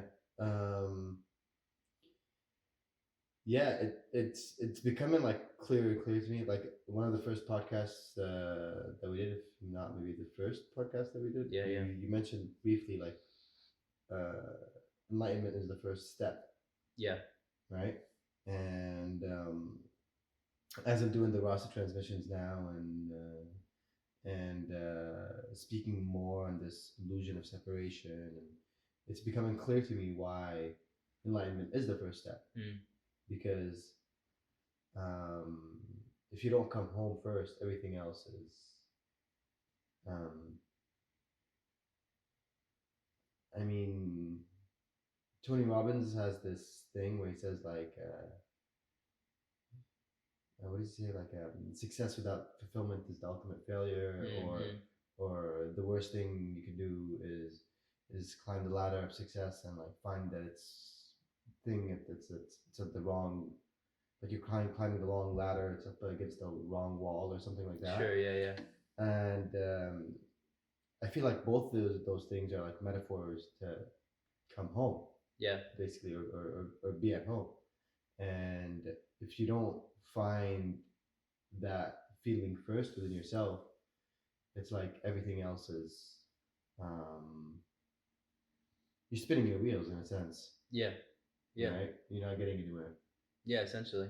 Yeah. I mean, it's just false. Right. Like everything is just simply false. So funny enough, everything is redeemed as that occurs. It's like everything that you may have thought was not a part of the journey, or a waste of time, or something that you did wrong or made a mistake, like all of that was redeemed because in an instant you're forgiven. Like you're everything is forgiven. And that's the funny part of like what this is. Like what is the benefit for one to engage in the path of true awakening, like to truly like devote themselves to it. It's recognizing that what was coming to mind is like you're essentially making winning the lottery a reality. Like it's not even, it's like your choice to win the lottery. It's not like a figment of luck or something. Yes. It's funny that you give that analogy because my dad always goes like, when we win the lottery, this is what we'll buy. Yeah. All right.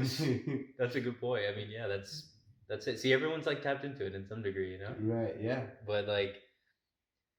But yeah, I mean that's essentially it. Is you're coming to know the ultimate gift, like the greatest gift that you could possibly receive, or get or achieve or anything like that is essentially what is being found.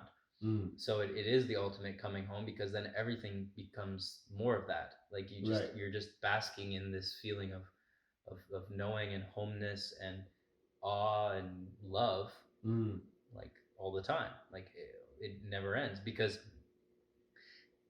like coming to that point of like everything is redeemed or everything's forgiven is kind of like this is the promise of awakening. Right. Like that's essentially what every great teacher has always said, and every great teaching, every great book, every great text, or it's always just simply promised like the ultimate. Like it said, if you follow this, if you sincerely follow what it is that I'm saying or what it is that I'm pointing to, regardless of the distortions or things in different traditions or how they've come across, or whatever, if you devote yourself to the truth, you'll find your way. You know what I mean? And you'll find your way to this ultimate wellspring of love, joy, bliss, and peace, and everything that you could possibly want. Right. And what you've always sought in endless other ways. So that's essentially what it is. And so when we humble ourselves enough to like listen to those teachings, not to like worship or be a devotee of a guru or master, or not to say that's not necessarily something you can do. I mean, you can do whatever you want, but it's more just, it's like you're not worshiping or devoting something that's greater than or in between you and the source. Right. It's just you're listening to others who are also pointing in the same direction. You know what I mean? Like everyone's pointing at the same direction. Everyone is essentially like devoting themselves to this source. It's just some are a little bit farther along. That's all. And so when we listen to what's being shared there, then we can heed those words. You know what I mean? And we can recognize then who is there, and who is actually at the place that you deep down are already at, but have not aligned or remembered that yet. Right.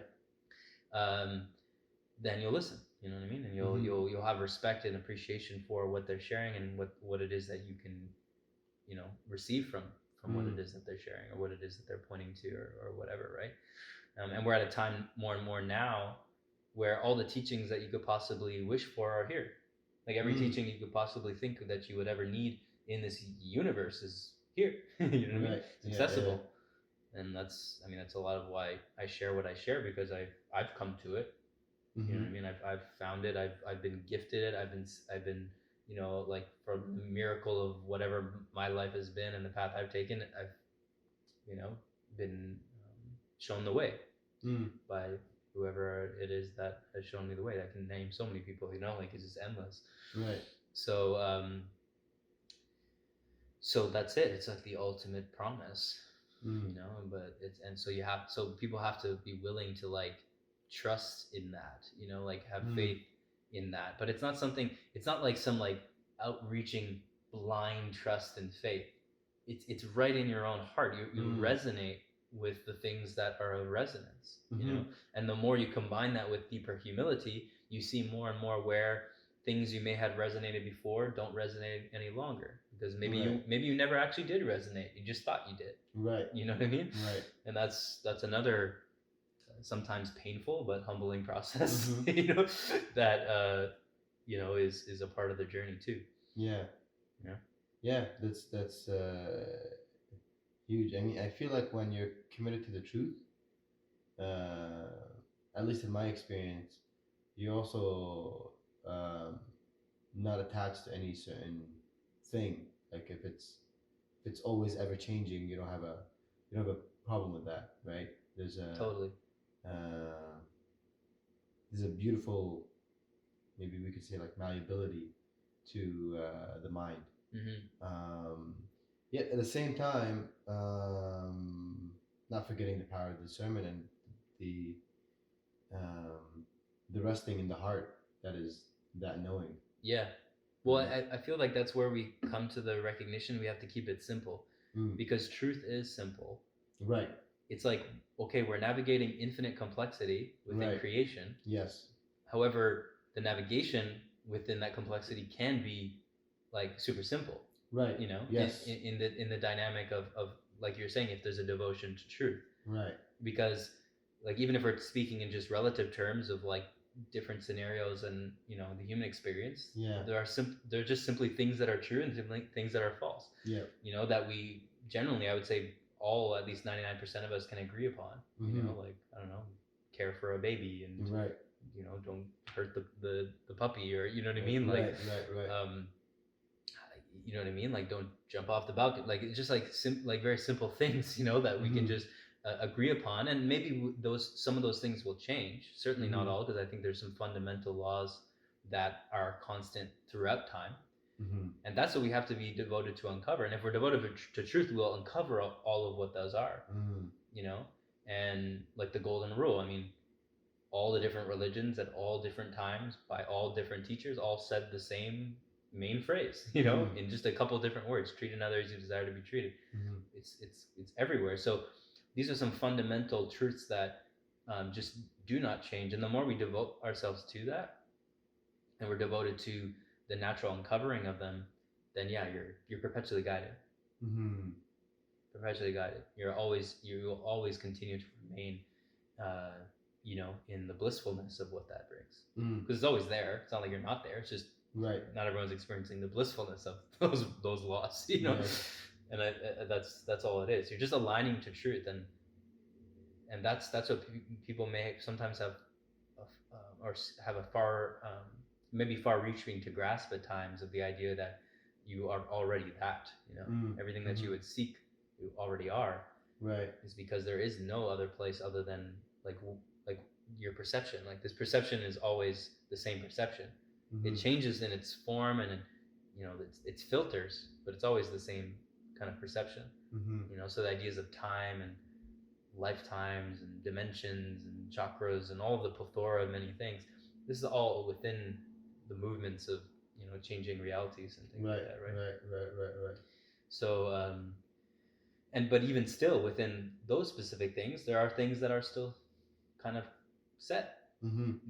So it's kind of like that's the real dance. It's kind of like why art is such a magical thing, because it's on, there are fundamental principles that provide the structure for the art piece. It's like if you don't have the canvas, if you don't have the paint, if you don't have the brush, then how are you going to create the painting? Right. So there has to be the structure, Yes. the container for the dance and the creativity to express itself. So that's kind of what we're looking at, is just to find the balance within that, to be the balance within that. True. It's like gift energy is just another label. It's just really coming back to living in this fluid, like love state, love expression, where, because okay, if we remove the systematic viewpoint of like what people call traditionally the matrix, or the monetary system and all that, we're essentially living within an existence that so say we watch like a movie like Star Wars or something, and you see like how these interplanetary civilizations are like so interconnected within themselves. Like they're still at war, okay, but each group, each civilization on a different planet is so interconnected. Like everyone is like in it together. You know what I mean? Like everyone's like, they know what's up. They know what's happening. They know like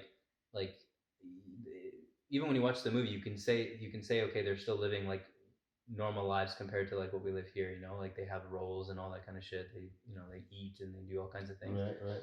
But they're all like interconnected within the same like civilization intention.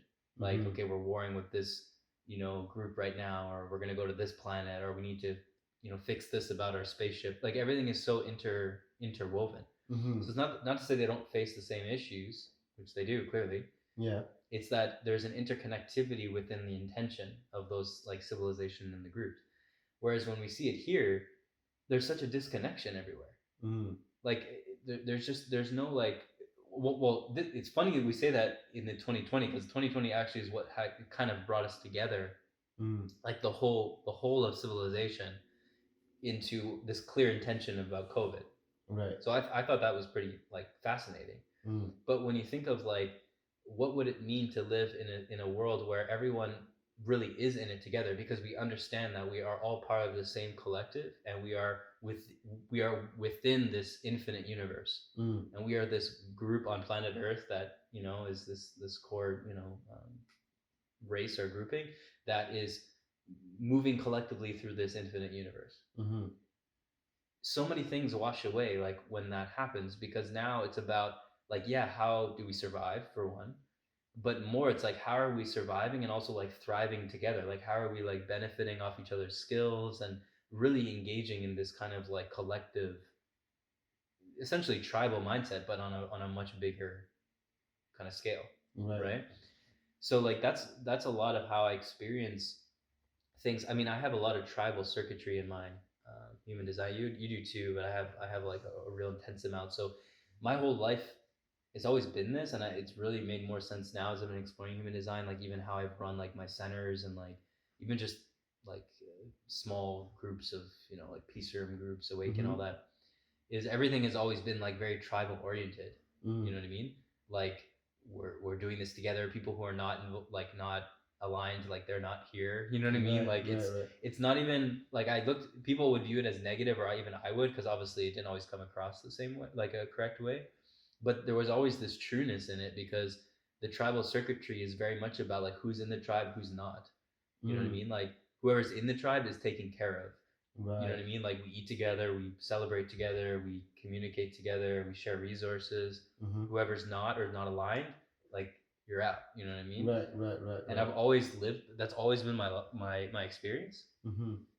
And so more and more as I've like aligned with my design, it's just more and more becoming like so much more of that kind of emanation, right? Where everywhere I go, I just feel this kind of like tribal unit kind of filter, where it's like people are in the tribe, they're in the tribe, people are not. Like I don't even pay attention to them. You know what I mean? Like it's a real interesting, like it's just a really interesting dynamic that that I feel could be more of a potential moving forward for people that align with that, whatever, right? Right. But do you feel that like that can cause you to be like in an echo chamber? Or...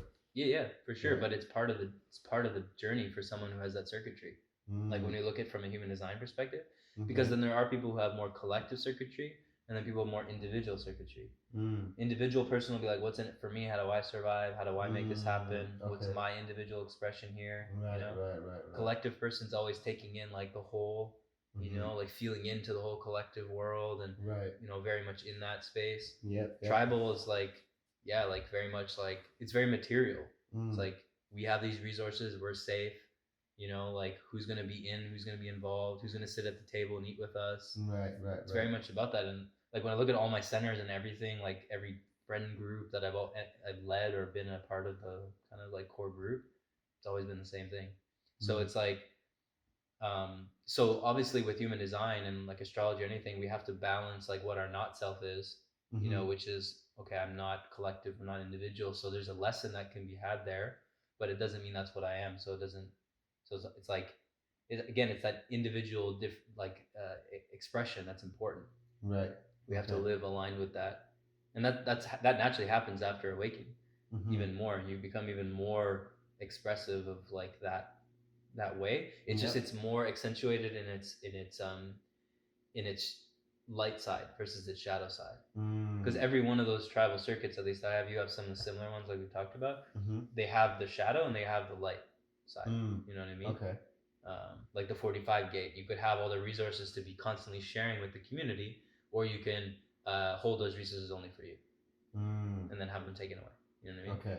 Right. It's a simple way of looking at 45, but yeah, so it's so complex. When I get in, the deeper I get into human design, the more I realize like how fucking complex it actually is.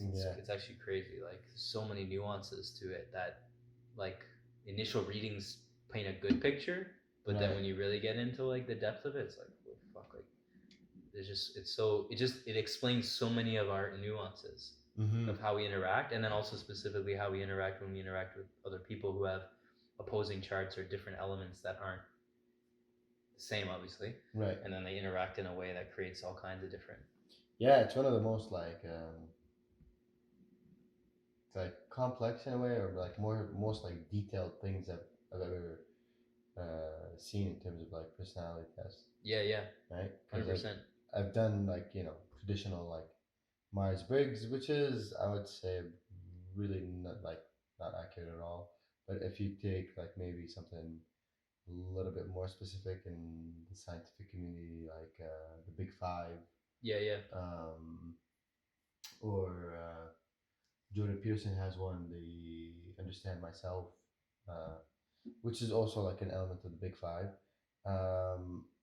They just go across like certain things like openness or closeness, neuroticism, agreeableness, just certain traits, right? Whereas like you look at the human design, it becomes like it's like way more specific. It goes into like resources, and it goes into how you trigger people. So it's I just remember finding it like so interesting and remarkably accurate. Yeah, totally. Yeah.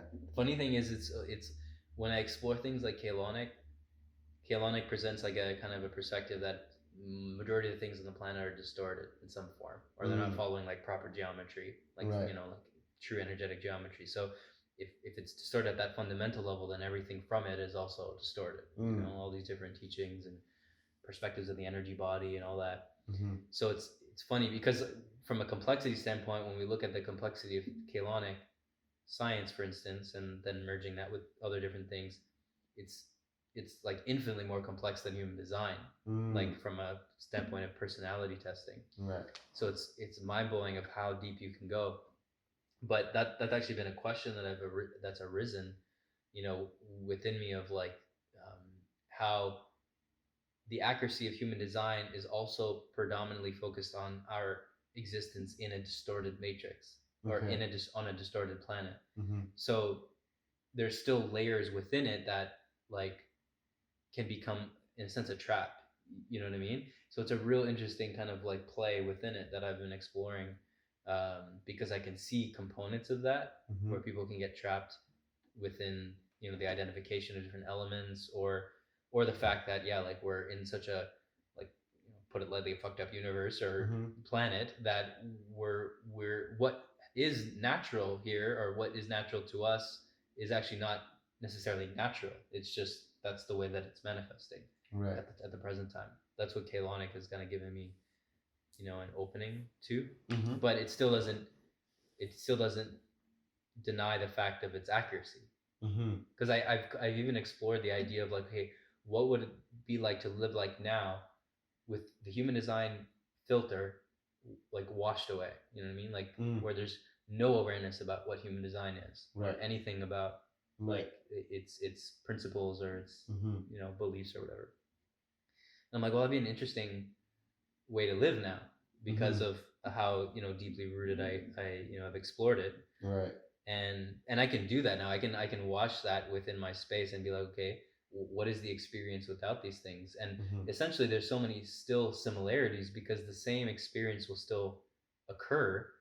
It's just that you may not necessarily look for the kind of reasoning, or the justification as to why it's happening in a certain way, right?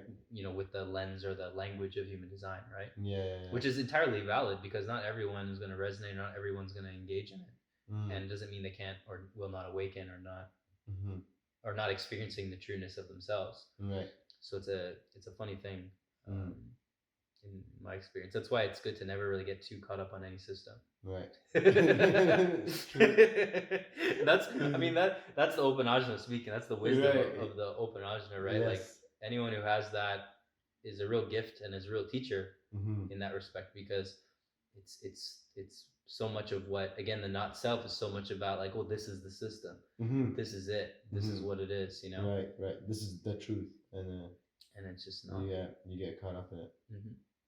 Part of it is the 3 energy too, of engage, and like, right, it's all human design, and right, then now disengage. Sure. Something else. Yeah, it's definitely that. It's definitely that too. But what I've noticed more and more about the 3 is that the 3 process does really want to trust in certain things. Like, it wants to come back to what it trusts in. Okay. That's when actually I feel like that's when the 3 really comes into its more higher expression, is that it realizes that there are things it can trust in, and it doesn't always have to burn bridges. Right. With people or things, it can if it doesn't burn bridges, it can come back when it wants and when it needs to. And especially in relationships, if people are in the understanding of that, like, even us, we haven't seen each other in like months. Yeah. And like, to me, that's always what came to mind, was like, we're both 3s. Right. So it's like, it's literally that kind of natural, right? Yeah. It's funny, because I did have some people go like, "Oh, what's going on with the bromance between Koi?" I'm like, "It's there." Yeah. You know what I mean? Like, yeah. That's funny. Yeah. Because that's very much that's very much. I felt like with both of us being 3s in that sense, I feel like it just exponentially intensifies that. Right.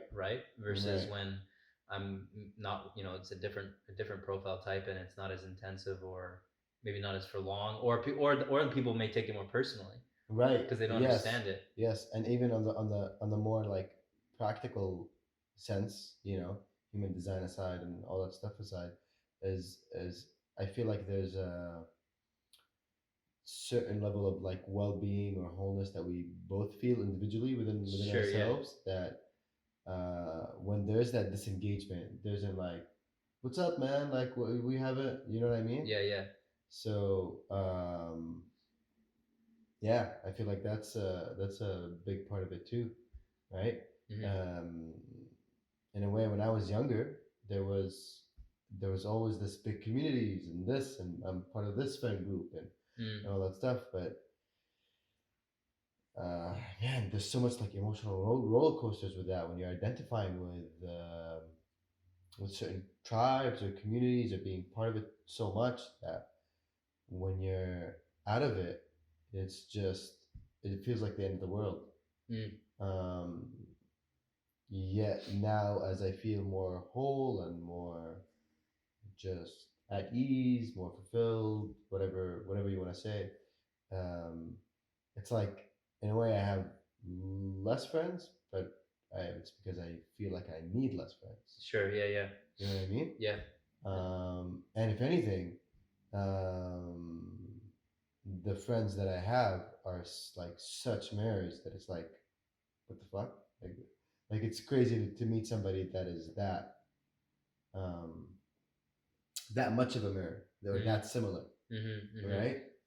So, yeah, it's a yeah, it's a beautiful thing. Yeah, no, that's a really accurate way to put it, especially in the dynamics of like awakened relationships, you can say, or just like what naturally happens. I feel for many will relate watching that, because it's like there is a process of loneliness that may occur, Right. during that journey of awakening, and then maybe initially dropping a lot of friends that are not in that resonance, and then going through many more waves of that, Right. to the point where, yeah, there is such a wholeness in being alone that it's more so about then noticing, well, who is around just right now.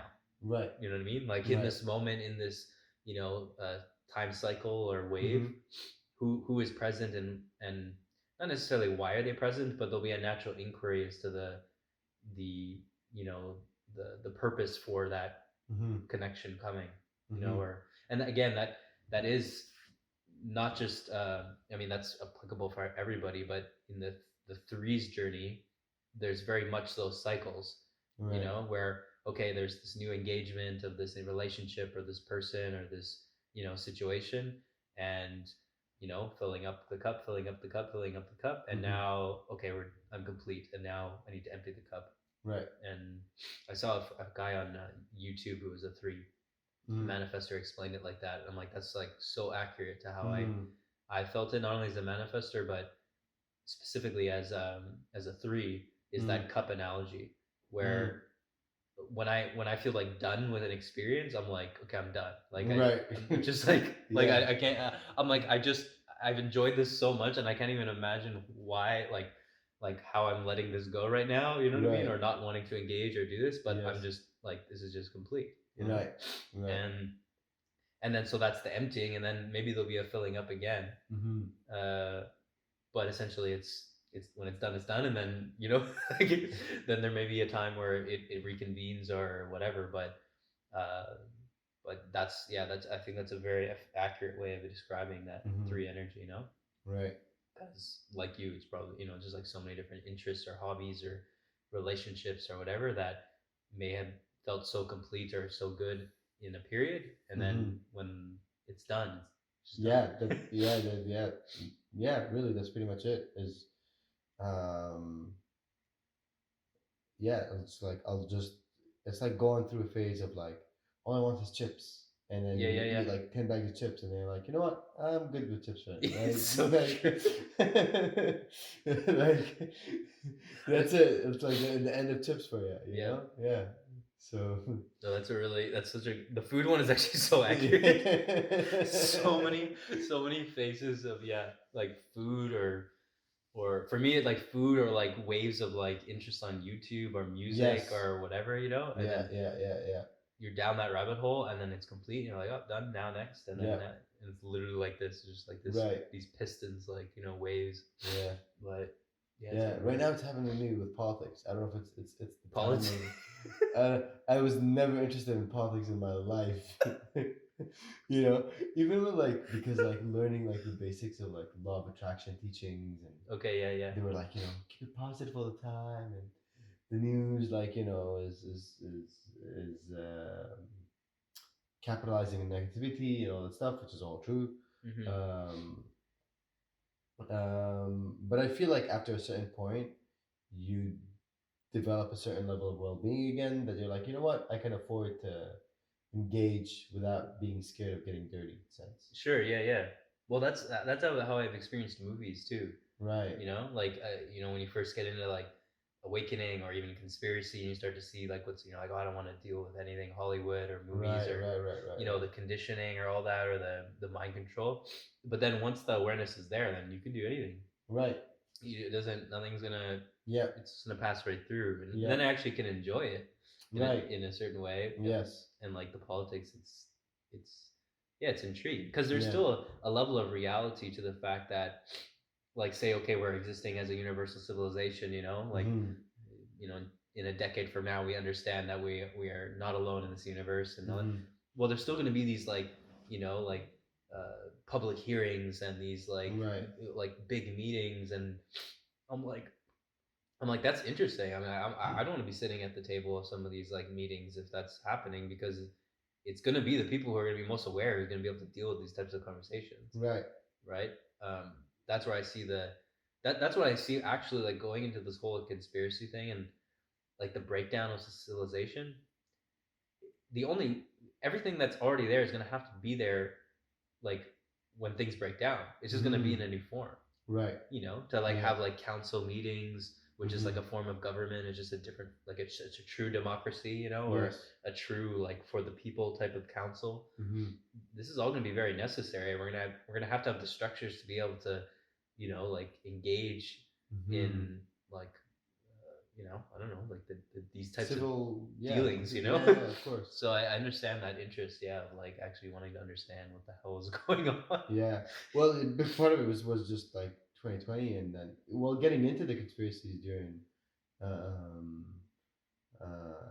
the quarantine and COVID, and hearing all these just far out ideas that I just never could think that would be the case, right? One would be with the Trump being a savior in a sense. Oh, yeah. Yeah. Where I'm just like, what? The the big bad orange man that is apparently racist or bigot or this or misogynist and all this stuff. Yeah. He's the one that is helping us, and then it just didn't make sense to me at uh, um, in a sense at any level, because when you look at a traditional politician who's more charismatic and you know what I mean, more reserved or whatever, you can in a way subconsciously trust that person easier. But then you're like, all right, you see that there could be a game that's being played, and you see that there's a power to discern those things of I'm not looking at the guy's personality and what are his policies, and you see well, unemployment is the lowest it's ever been, or blah blah blah, and you're like, oh shit, the weird orange dude is yeah has done some shit, well, balance out the perspective, right? Yes. That's the real benefit, I think, of the conspiracies, even if they're not all especially the blown out ones. I think people get too emotionally attached to the fantasies. Yes. But it still gives an opportunity to balance out that, when you watch Trump from a balance, I've never had any perceptions on him. I actually used to love him from Apprentice, but I had no judgments. So when I watch him, especially when I watch some of the recent videos, I'm like, man, there's a lot of very legitimate he's things that he's saying, everything that he's saying, regardless if he has his own intentions, which everyone will always project. Oh, he has his own. We all have our own intentions. You know what I mean? So there's a human element there that you have to have compassion for. But when you really listen to him, he's on point with so many things. Right. The core thing with the people who are really imbalanced, thinking he's the savior, it's well, he's still perpetuating vaccines, and he's still perpetuating a lot of stupidity that is still a very clear issue on the planet. Yeah. So again, it's two wings of the same bird, but at least balances out, so it's not such a just crazy discussion of just, I don't know. Did you ever see the video of, I don't know if I sent you or we talked about it, was the video with Biden and all these clips of Biden just with this just the most the most ridiculous shit of his, because I guess I watched it and I laughed so hard, but then I heard after that he has he potentially has Parkinson's and dementia, right? Yeah. So I'm like, oh, poor, this poor little old fellow, Yeah. I'm like, I shouldn't have laughed, but it was hilarious because he's literally just, well, it's just a whole compilation of him just forgetting shit and right lines, yes, and just yes. can't fucking speak English properly. Yeah. I'm just like, how in the fucking world do people actually think this is the guy for them? Right. Just as much as how do people think Trump is the guy for that. Even though I think Trump, to be honest, is kind of the better choice. Yeah. From what I'm seeing. Yeah. But I don't even want to get into that because I think it's just stupid either way. But right. But was so. He Holy would shit. be like, "Yeah, you know the thing." Yeah, Oh, it's so good. And then I don't know if you saw the recent JP Sears like satire thing of like I don't know if it was Biden or I think it was the liberal one where the two liberal guys are sitting across each other. We'll have to watch it. Oh yeah, they're like sitting right in front of each other. Yeah. And then they take their masks off. Yeah. And then he's like, I don't know how you cannot believe in what they tell Biden to say. Yeah. Yeah. Oh my gosh, that's so good. Oh gosh. Yeah. So amazing. So Yeah, accurate. it's like he's so good at pointing out these like look, there's paradoxes and there's like flat out contradictions. Yeah. Right? And he's so good at pointing those out. Mm-hmm. And it's just it brings it so much to your face that I think that if you showed it to like the average Joe, the cognitive dissonance might be too much. Yeah, it's just like it's like a mind stop. It's almost like a Zen koan. Yeah.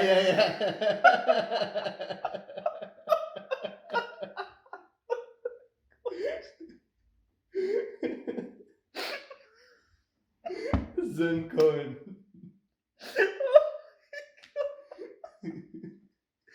Oh my god!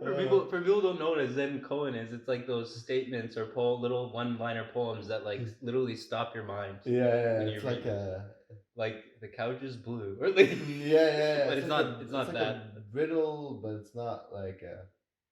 How do you explain a Zen koan? I don't know. It's just a form of absolute paradoxical writing. Yeah. You know, it's like it's literally if the absolute Lao had Tzu a teachings. yeah. It's if the absolute had a voice, right, it would speak like this. Yes. It just constantly confuse you to the point that your mind stops. Right. And you experience the bliss of the self. Yes. That's the Zen koan. So